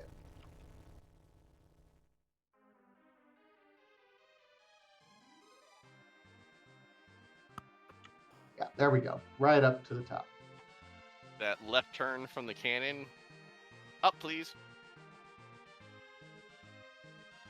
And be rewarded. It's this late in the seed to see. You know, you're probably happy to see King Queen Evelyn, but also kind of sad at the same time. Because you know you could have done this a lot earlier, but just to have a bit of a break at this point of the seed, just for a few seconds to collect your thoughts, is very helpful. This is really a bit of a catch-up opportunity for LadyId going through here. If the tower key ends up rewarding, well, at this point, anything, honestly, any key item, either the Baron key, which feels like it would, lead us on the chase, as far as we know. LadyId still also has to, I think, has not turned in the Luca key yet, has not made that particular check. Yeah, she does not have Sand Ruby, no. And speaking of catch-up, just even getting through King Queen Evelyn before the script activates, that'll catch up a few seconds on groundflier, and this race is really tightening up. Every second's gonna matter here. Absolutely. And remember, this is effectively an elimination match, unless they somehow tie, in which case then neither of them would be technically eliminated. You need 10 points to move on to the next round, and really a loss would mean the maximum points you would be able to accrue is 9 points with 3 straight wins. So this is do or die time. Legend Sword from LadyId. Keep an eye on your screen. Uh-oh. Well, blinking, you missed it. That was the Legend Sword, yes. And now we wait. What is that tower key holding? Remember, we still have this. We still, LadyId still needs to do the Luca Cave check. And then we have those 2 fights in the Fey March as well, which could be pointing a direction that both of these runners have faded up until now. Both are kind of at end levels or happy with their parties up to this point in time. It's just a matter of finding the path to our last objective. Will it be the harp? Will it be Edge? At this point, it's probably not going to be Edge, in all honesty, but we'll see. And I imagine both runners are feeling very behind right now in that, especially if this tower key doesn't turn out to be anything, if all you have left is the Famars bosses that you've been putting off this whole time, yes, they're really bosses you never want to see and want to do everything you can to avoid them, but there's always a shot that your opponent went and took them on and... Well, never mind. Yeah. All right. So LadyId is going to do the smart thing, come over here, turn it in for another Excalibur. Even though, that's Sand Ruby. Where was Sand Ruby? Wait. Oh, sorry. Groundflier just got... Okay, sorry. I thought I saw Groundflier reset out of the tower. I'm like, wait, what? But no, it just got down to Earth. Tower gave the Baron key, so Groundflier is going to go get that Baron key. We're very happy for it. Hey, did we have enough white lances? You can buy some more if you want. Lady, I think the question now is, does she do Sealed Cave before heading back toward Baron? It's a quick check. I think if I were LadyId, I would probably save and then go and check it. Now that you see the Sand Ruby and you almost immediately exit out. But no, I'm going to fade it, going right to that Baron probably. Does she know about the Cecil? I don't remember if she checked it. I actually think she did check it. She's checking package right now. Not save, we're going to be back underground.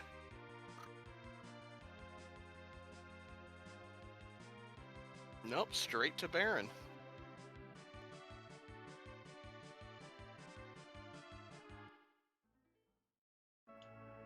All right, so this is going to be interesting. Is it going to be the key item that we get in Baron?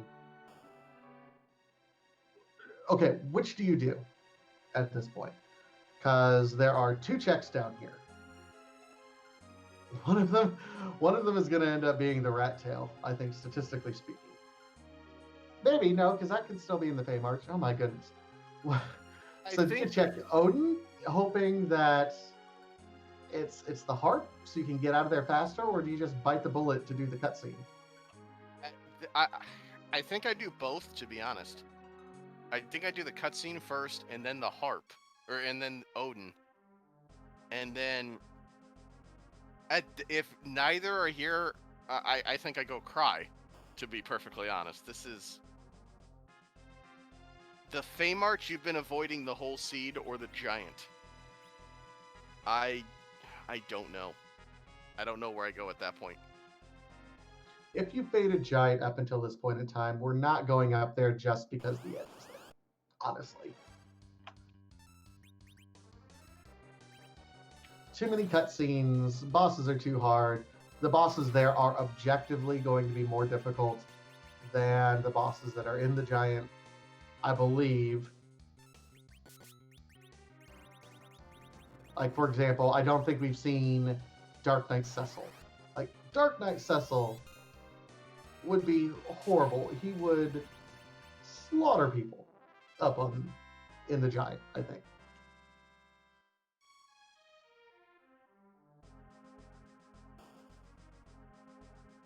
I wonder if you just go start looking for one-off spots looking for Demas then. If there are any left to be had, to be honest. I don't know if there's any left to be had, honestly. Well, we have another Mylon. Groundflier is right there.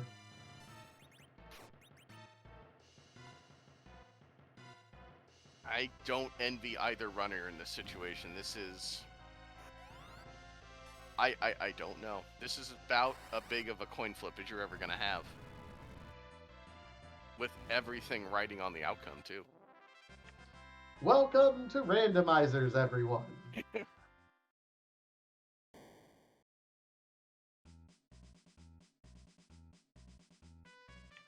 no! Duplicate forum! That means Edge is hiding on the giant. Oh. Twist the knife just a little bit more. So remember when somebody said that we could do a giant grind early? Yeah. Who was that genius? Or who was that witch? Like I said, hand over the spoiler log and no one gets hurt.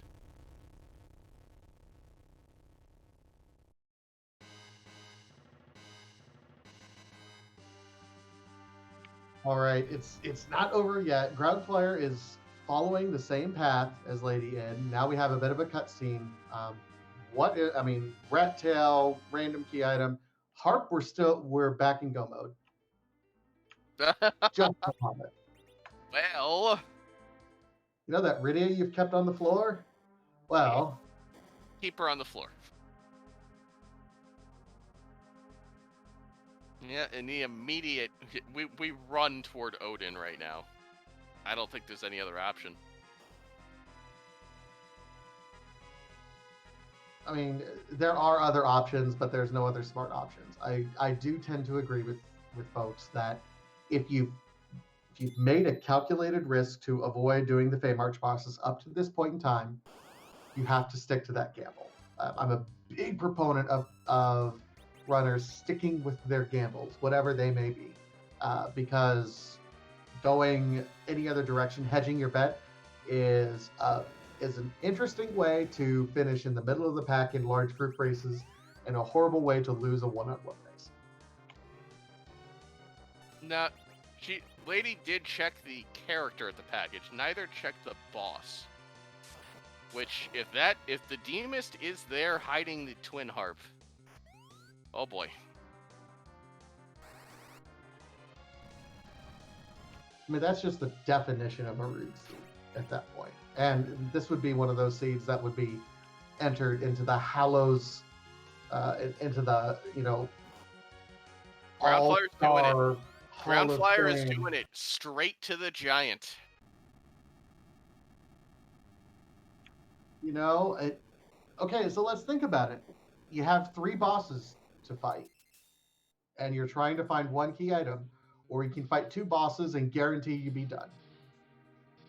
It's routing to not lose instead of routing to win, which sounds a little bit different, but it's like, okay, I'm going to take 2 guaranteed.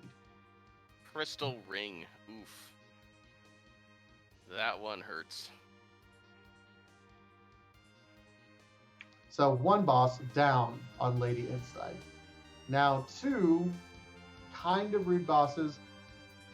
We'll see what the bosses are over here. Again, you don't quite know. Oh, and LadyId still got to check. Maybe not. I think maybe leaving a save at Sealed Cave? No, we're going in. Leaving a save outside. So checking. We'll see the Sand Ruby. Oh, LadyId hasn't checked. Has LadyId checked? I don't know. I don't remember. Chat, help us out. Has LadyId checked the Kaipo bed spot to verify who is there? Because I don't recall her checking. Oh no. Oh no. Oh. Well, Oh. everyone, if you need a minute to take a break, now's your time. We're gonna be here a little while. This 65,000 HP on this D-Mist. That every 3 turns you're gonna just have to stop. Oh my. And D-Mist punches kinda hard here.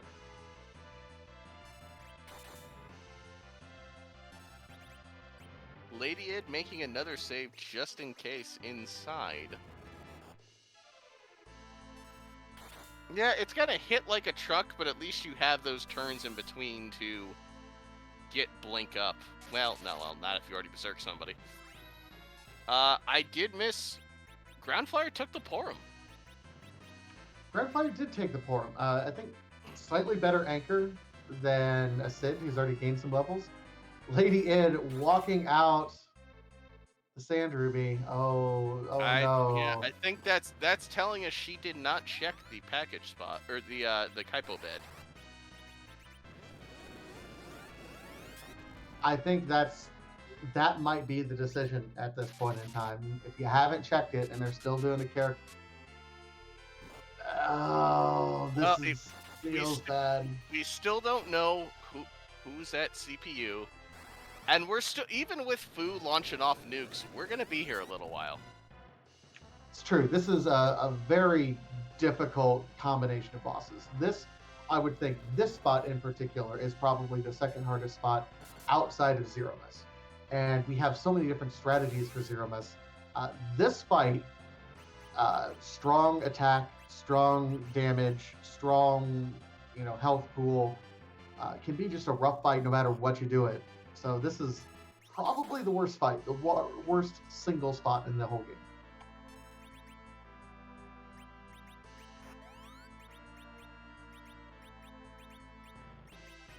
Yeah, I mean, I haven't been counting damage, but we can't be more than halfway through at this point.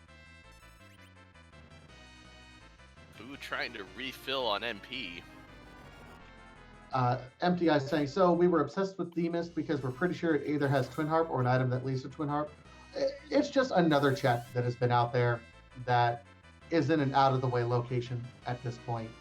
It's one of those checks that, if you find D-Mist along your normal route, you can kind of integrate that check in with everything else. It's just kind of a bonus check wherever you end up fighting it. Because it's in an out-of-the-way location and we still haven't found the key item, we don't know what it could be hiding. Honestly, we're not going to find out. Frankly.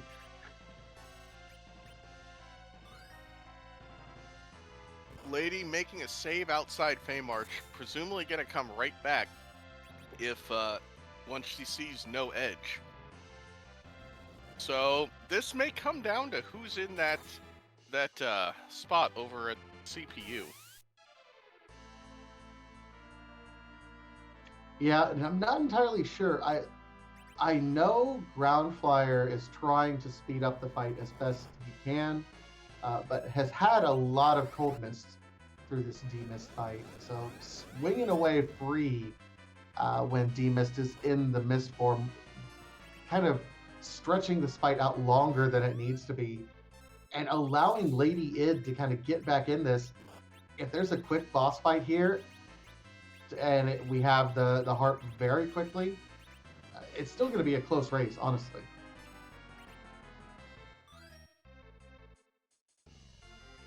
Who do you take first, the Baigen or the wall? I think I go wall personally. I mean, if I have enough ribbons, I'm probably taking the wall, and I think we've seen at least 2.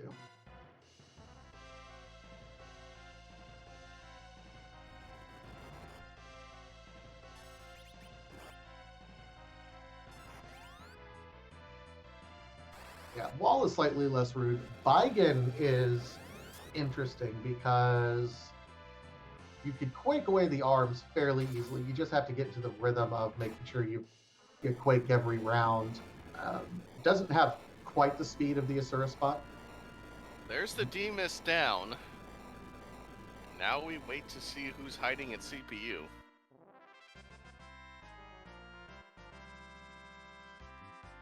For the love of God, please go save. Don't go straight there. Ooh, you see just exactly how hard that evil wall is punching. Oof, Kane goes down. Casual $3,000. No, there's nothing wrong with that.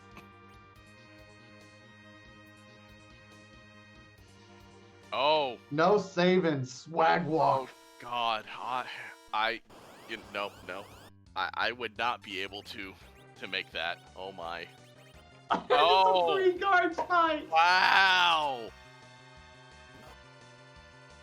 Wow, that's... With those coffins, that's your ball game, folks. I think we're gonna throw a stone, but we're gonna be heading towards Aromas here very shortly, with an additional 500 grand XP to carry along with us. Ooh, wow, that was... if that was a longer fight, like if that was Dark Knight Cecil, it'd be a completely different story right now. And we still haven't seen Dark Knight Cecil in every place that we've checked right now. Here's our edge. It will be objective number 4. So at an hour 50 minutes effectively, groundflier now in go mode.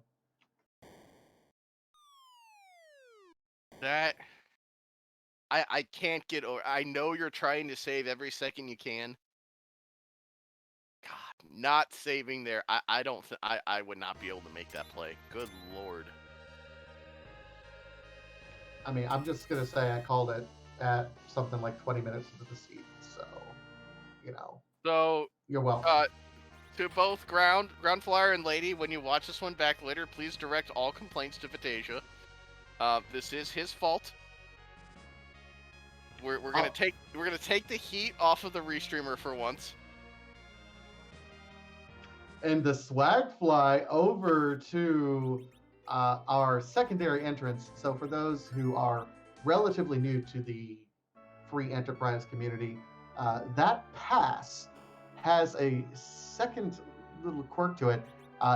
It's our back door right to the Zeromus fight, because we know that Zeromus likes to have access to backroom dance parties, apparently. Hey, Vitasia, what are those little flags appearing in chat? I don't know if I've ever seen them before. Have you? Oh, you haven't? Oh my poor sweet boy. Let me explain to you. So the Z flags that are out there. This is a randomizer community, so we like to randomize things that are out there. However, we cannot randomize Zeromus. He's got to be the end boss. You have to be consistent with the end boss. Have something to work up to, supposedly, for any sort of speed run. However, we still wanted to have fun. So when Zeromus has the crystal used on him and his true colors emerge, his true colors are one of more than 525 different character sprites curated by our community and headlined by, of course, our wonderful Scala Kitty. Scala's out there.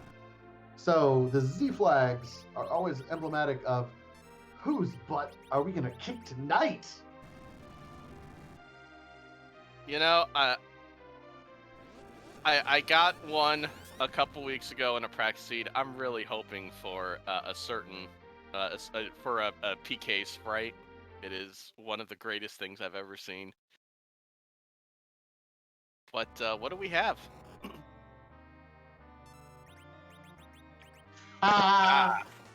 An old classic.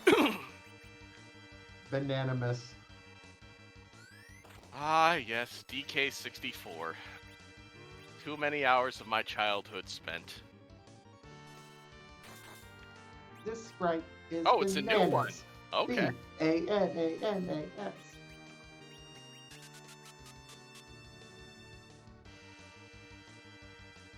So we're getting the slow up. Cecil's gonna just shrug that nuke right off and let the swinging commence. Yep. Of course, the Zeromus script has the counter nuke whenever you cast a spell directly on him, getting set up with the slow, and now reflected nukes all the way through. Hybrid strats from start to finish here, letting Crystal Sword Cecil go Burr, along with Kane. Realistically, we do not expect either Porum or Tella to survive too much longer.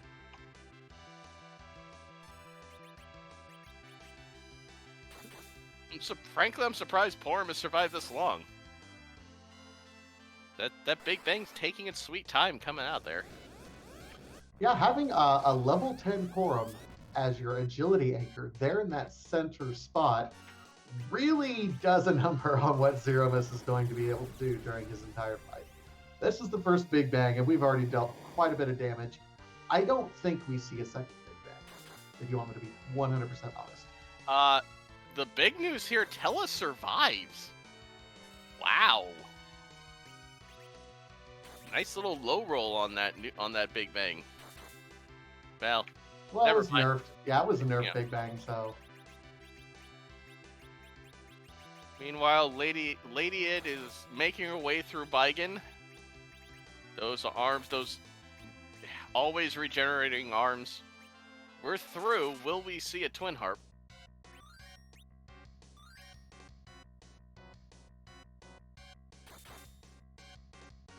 No. If you're not gonna see a Twin Harp, I'm not gonna say no to that. If there's a non-key item, that's as... So, Giant required, because that means by law, by logic at this point in time, that demist on Giant holds the rat tail, which holds the harp.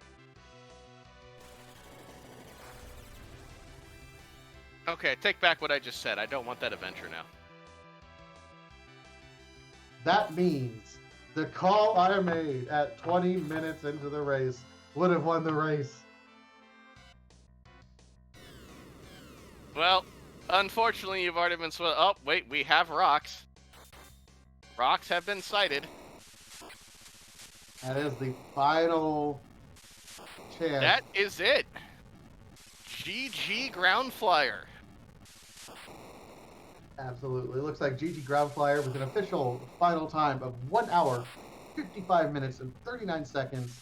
GG's to Groundflyer. We'll see if he's available, and boom. Groundflyer is in the booth. GG's. Yeah, boom. GG's. Well done, sir. Well done. Thanks. That was something. I really liked the seed so much that I tried to do as much of it as I possibly could. So I hope everybody got to see like all the nice little odds and ends and little corners and nooks and crannies of the seed, because I had to do just about everything. So I have to ask. You get through that demisted elements, and you just go straight into CPU. How nervous were you until you saw those guards? like zero nervous, honestly, just because like I mean, I'm trying to think like, was there any like gross bosses left? I saw almost everybody that's gross. And so I just assumed like process of elimination, it was going to be something that I could absolutely wreck because I had a nuke and a crystal Cecil with a power ring and Zeus gauntlet. He was doing like 7,000 against Z. Oh man, he was doing some work. No, I will say there were more than a couple people in chat hoping for the Dark Knight Cecil that we never saw. That one would have been a little bit rough, but it clearly worked out for you. Oh snap! I didn't even think. Ooh yeah. If I had to face DKC, yeah, that's a really high attack spot, isn't it? He would do some real work, but I still had like almost 3,000 HP on Cecil, so if I saw that quick enough, I'd probably be okay. But yeah, that would have sucked if I had to redo Mist, because unfortunately with holy weapons and D-Mist is strong to holy, everything was taking a whole lot longer.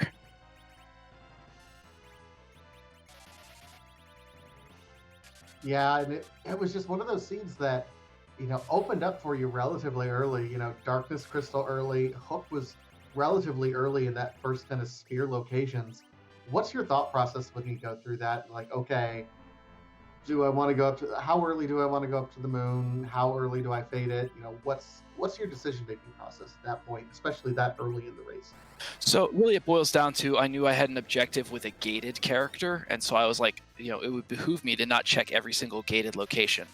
So, I've had like reasonably good luck, like going up and getting like at least something decent out of that shop, which I think there were Bacchus wines in there, so that was good. And then I've had good luck going into the Cave Bahamut and getting stuff there. I forget, I got something really good in there, and I don't remember. It was a crystal ring. So that was super helpful early on, just in terms of like keeping people up. And then once I saw Eddie, I was like, there's an off chance I'll get a spoon soon, and then I'll be able to blow stuff up. So I decided to hang on to him. Obviously, didn't get the spoon until a little too late. We're just now seeing that twin heart behind the rat tail. Yeah. Oh, God.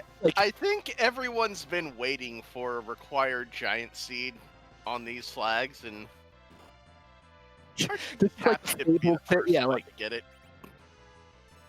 Like, yeah, everybody's always talking about like, oh, I want the really spicy gross thing where like two things, there's a mist dragon at something gross up on giant, and then the character's required or something, and it happened, and then it happened. I was so incredibly nervous like the whole time, because I'm just thinking time is bleeding, and when I finished Moon, I knew I had one of two choices. I could either go back to Earth, and I think I had a couple of things to check. I had like Tower Key and I forget what else at the time, but it was either go back to Earth and start mucking around there, or I immediately go to Giant. The problem was with Giant, it's like I knew Baron and Giant were the two spots left because I had checked everywhere else, and so if I did Giant and it was a long slog, it was a 50-50 chance of actually having it be pay dirt. So I was like, okay, with the key items on Earth are a better play just in terms of probability. And then when I went through and got a Baron key and that was bust, I'm like, well, it's 100% on Giant, so that's the play. Yeah, we were kind of debating at that point in time, because at that point in time you had effectively 3 boss checks left. You had Odin, and then the 2 Feymarch bosses. So like, okay, there's 3 bosses for a key item or a key item chain at that point in time, or you can have 2 bosses on the Giant that might be nasty, but you're guaranteed to be done after that. So what's the calculus that goes through your head at that point? Or you don't, you're just like, I have a guaranteed path, bulldoze, yar. It was time, actually, because my thought process at the time was, okay, well, I have multiple unknown checks, and my likely, like, obviously Mist Dragon ended up being on on Giant, but likelihood Mist Dragon was not on Giant. It was somewhere else still on Earth, because I never checked package, and then there's a couple other places I hadn't looked. So I thought, okay, even if I have to do a couple of face checks before I might find the thing that I need to actually get the harp, and then use the harp, and then the whole harp process is a long thing too. So I thought, just like from a dead heat, like, or dead, from just starting off, like, I was going to be able to go all the way through Giant and get the character faster than I would doing some checks and then hopefully finding a harp and then doing harp all the way through. So let's talk for a moment about white spears. Did you see enough of them? What? What's a white spear? I don't even know what you're talking about. I think I got 4 of them, something like that. I think we counted 5 white spears and 3 excals. Well, I did get that crystal sword, so I didn't end up needing the excals at least. Wow, that's spicy. I did Zot, and I just saw what was it? I think it was a Porum and a Cane, and so I just like flinching instinctively, just was like, you know what? I don't want either of these garbage characters, and I dumped them. But it turned out I could have probably taken that Cane and thrown a white spear on him and done pretty well. Yeah, Lady ended up taking the 2 canes. She did not check the. She did not know about the Cecil until after going through Sealed Cave. So unfortunately, did not get that Cecil. It was a little too late for her to pick up. Gotcha. I thought that was a little bit of a spicy play. I'm not sure that's actually a logically good play. But my thought was, okay, I've got. Did I have a crystal sword at that point? Yeah, I had a crystal sword. So like I was like, okay, well, power overwhelming, like the most overwhelming. So I've already walked all the way in. I've saved. I've cabined. I've done all that stuff. All I need to do is I'm hitting this boss and beating it up and then warping out. Versus and then obviously going and getting Cecil. Versus just saying nah and just moving on. So it was probably an extra 2 minutes tacked on, but like. I don't know. I was thinking like maybe Cecil having that much power will actually take that much time back and more so. Yeah, on these flags, it's very hard to turn down a Cecil with a crystal sword. Really, just a Cecil in general, to be honest. Yeah, I mean the problem was he was behind a weird location, multiple weird locations really. So I could see people not wanting to go all the way back through Luca and then go all the way back up and grab him out of the bed. But it was worth it for me because he was doing 7Ks on Z, so it was great. Yeah, you caught up fairly quickly after that. The other play that I think made quite a bit of difference, especially in the early part of the game, full clearing the watery pass, which landed you a very nice Stardust Rod, which, let's be honest, carried you, I think, for the first 20 minutes of the race. Yeah, no, I super loved getting that. That was great. Yeah, once I saw that, I'm like, oh wait, I can actually. Honestly, I think it was probably a bad move to even bother getting that Sid. I went back, and after I went back to Moon, I came back down, and Sid was at Hobbs with behind Golbez, and I was like, I need some DPS. I don't know, but I mean, really, what I should have done is just said, Tella's gonna do enough until I get Baron in, which was free. If I had just done that, I would have had that White Spear Cane way faster, and the Sid really never amounted to anything. But yeah. Tella power, apparently. Yeah, I mean, it was for a long time. I know it took you a little bit longer to go through that, but by the time you hit Ordeals, both you and LadyId were kind of following along the same path. And that's the point where you passed her kind of on the straight line, doing those first few overworld checks. It wasn't very long at all. So it was seeming like a very good heads-up play because of all the great equipment that was deep in there. And I made a point. It's like sometimes the prevailing theory in the community is don't loot or loot as little as you can. But in this case, it paid dividends. Yeah, I mean, I definitely tried to loot less. I feel like I over loot, and that's a problem I have. But I feel like it's a good idea, at least especially if I start with a Tella, to just kind of clear through a bunch of stuff early, get a good early chunk of chests done, and then be done with it for a while. Maybe done on the overworld completely. I basically did just watery pass, and actually, is that all I did? Maybe that was all I did. Maybe a couple other chests here and there until I think basically going underground. So those chests turned out to be incredibly pivotal, but I didn't want to just be looting everywhere. I didn't bother looting it all underground pretty much because at that point I already had so much good loot.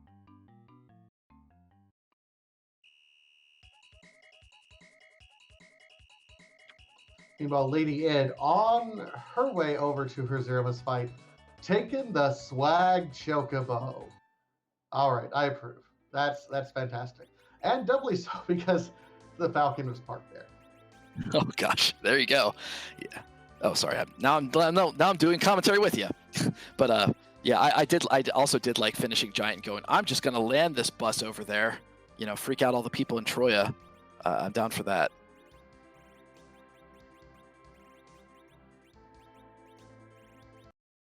Oh, and thank you at the very end showing us that it was a Chrono Trigger song. Thank you so much for that. It was, you know, it's weird. 4 of the 5 objectives need to be done, and it's amazing how much completing Cape Magnus doesn't get done, unfortunately. Yeah, I'm always here for the tunes. I'm glad it's one of the objectives, though. I think it's great that it's like always an objective, because then it definitely makes it more likely. But obviously, when it's hiding behind a mist dragon on, at elements on giant, and then a rat tail from that, like it's just it wasn't meant to be, unfortunately. But I'm glad you got to listen to some tunes, because yeah, Chrono Trigger rocks. All right. I guess kind of the last question before we try to wrap things up here to focus on Lady Id's fight. 1 and 2 now. You have 1 win, survive in advance.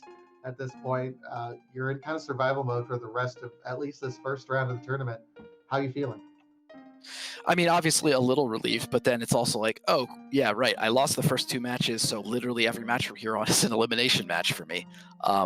So, I've got my work cut out for me. I managed to finish a very weird, gross seed and beat a very tough opponent in LadyId, and we both got caught up in some just nastiness all over the place because the seed was just, it was just I don't know. It was definitely a bonkers a little bit, and the fact that Giant had so much stuff like that, that'll mess up just about anybody. But yeah, no, I've been facing great opponents the whole time. Polytron Bees and Bursic Badger both like gave me a really tough fight and beat me very close matches and stuff, and they've both been doing really great, and I'm excited for them too. So I know that whoever I face is going to be just as much of a ninja as everyone else I faced, and I'm just going to have to bring a good game and keep practicing and keep trying to improve my game a little bit.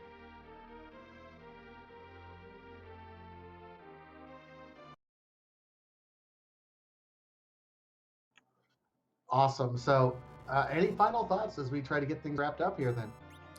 Not a whole bunch. Just, thanks to you, Vitasia, and Cubs Rule for doing comms, and Neobari for rolling that nightmare that I just faced, and Xenocat for having to push almost every button in this entire game. It's definitely a bit of work for you. And everybody else watching, it's been a pleasure. And every race has been great, even the ones I don't win, and I've been enjoying myself, and I'll continue to do so. So thank you, everybody, and I will be back next week for more race action. Sounds great. Groundflier, everyone. If you liked what you saw from him, go ahead, give him a follow here on Twitch. Thanks again, once again, Groundflier. Take care. Meanwhile, over on Lady Id's side, starting with Bananamus, got the shake going. While setting up, looks like some Zerk strats rolling here. Do want to give a shout out to both Neobari and Xenocat, our restreamer and tracker so far for the evening, doing all the work behind the scenes to allow us to put together this fantastic tournament and this particular race for you. Also, shout out to RPG Limit Break, our partner, one of our 2 partners for this particular race. Love RPG Limit Break as well. Thank you guys so much for allowing us the use of your channel to bring more free enterprise content to the masses. And looking ahead a bit, there's plenty more coming up tonight. We got a couple more races coming up I'm sure we'll head off to shortly. But Lady, meanwhile, starting her Z fight. Oh my gosh, it's Xenocat's birthday? Happy birthday, Xenocat! Yeah, we were unaware of this. Happy birthday, Xenocat.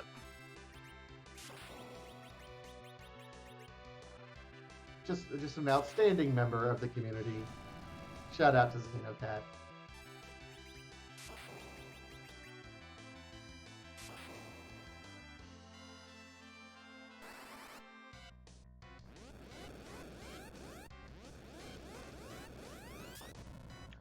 Let's see.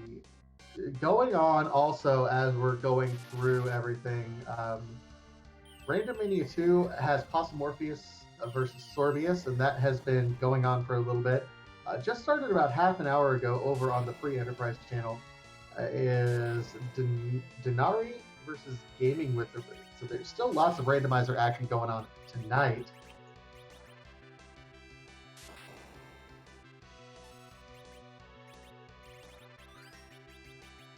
I don't know about you, but I'm suddenly very hungry for a banana. I don't know if I've ever had that sensation in my entire life. Fair enough. I can understand that. Like, I don't even quite know what that sensation would be. Craving a banana, huh? Well, I guess maybe 201 gold bananas, but other than that.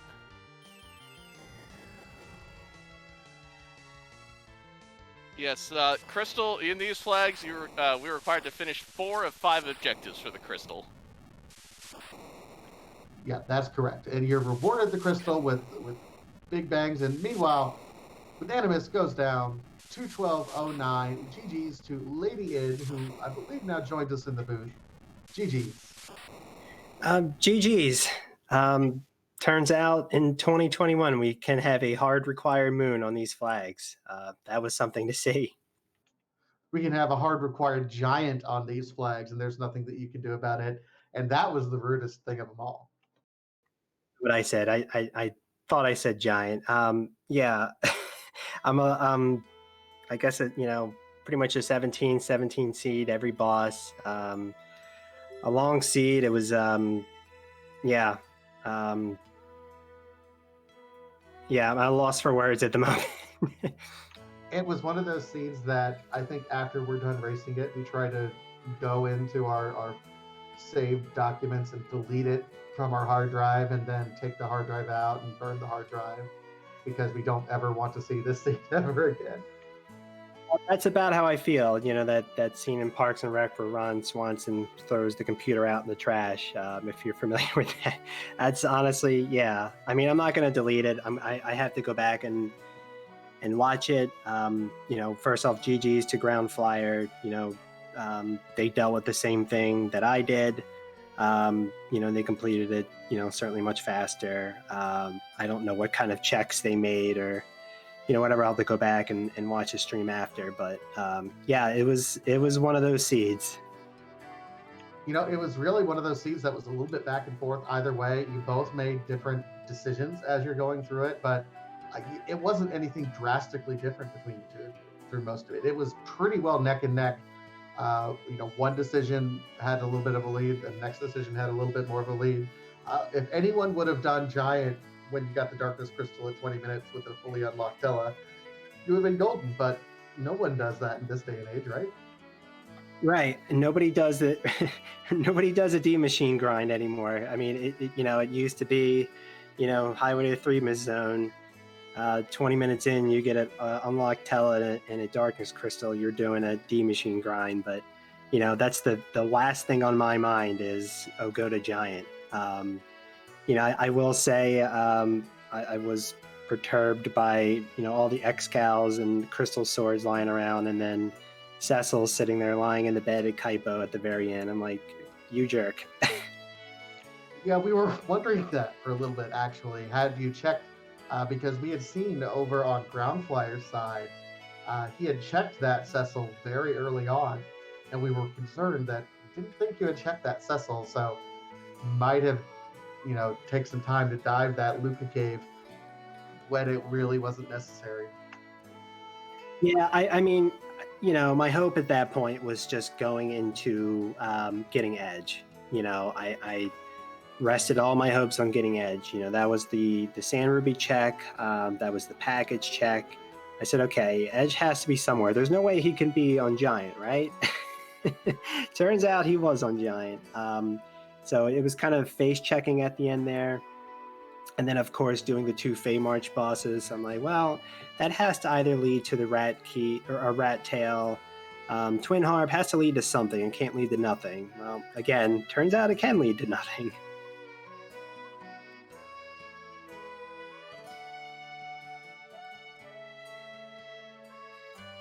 Yeah, it was really unfortunate, and it was one of those things that, you both ran a heck of a race. I hope you go back and rewatch this and learn a few things other than me talking about, going to the Giant at 20 minutes in, which absolutely did happen. Yeah, I mean, having done it again, I'm not going to go to the giant that early on these flags. It just doesn't pay off. If I had to do it all over again, I'm sure there's a couple things I would change. But going to giant is just one I'm not going to do early. That just won't change. I'm obviously very disappointed. Being the first racer to be eliminated. I was happy with my my hook route. I thought I might have made up some time there. But just from there, it was just, check after check until I decided, okay, I guess we're going to the moon now, which luckily, was required too. But, Baron unfortunately was a complete bust. It really showed I was face checking for edge in the worst way. It was a logical check, though. I don't think anyone can necessarily fault you for any of the decisions you made. Everything made sense. There was never a point that all of us up here in the booth or in chat were like, huh, what's going on? Like, everything made perfect sense. And I think that's the most heartbreaking thing, all things said. Yeah, I mean, it's a meme, but rando's gonna rando. It's hard in the moment when you lose to realize that, but I'm sure looking back, eventually, whether it be tonight or tomorrow when I get a chance to check out the race back, I'll realize it. It does sting right now. But groundflier is a heck of a racer, and I knew that going into this. I knew it was going to be close, and it wasn't going to be a blowout. I knew what to expect from him, and he didn't disappoint. So, I'm glad he was able to pick up a win from this. Well, either way, you ran a heck of a race.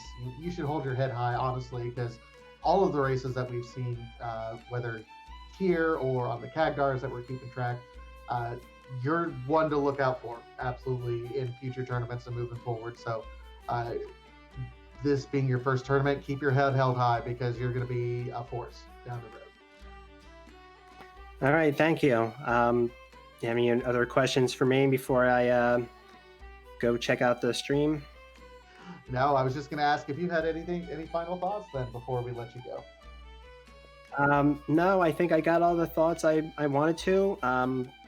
Thank you so much for holding this. As tilted as I might sound, it's still a lot of fun. And, thank you for, RPG Limit Break for hosting this. Thank you, the both of you for, the commentary, Zeno, and, the rest of the team for, taking care of the tracking and the restream. Thank you all so much. Have a great night. All right. Have a fantastic evening. LadyId19, go ahead, give her a follow here on Twitch. Both her and groundflier putting on a fantastic race for us tonight. One last shout out to our wonderful restream team, Neobari, Xenocat with the restream and tracking. Also, my wonderful co-commentary, Cubs Rule 21.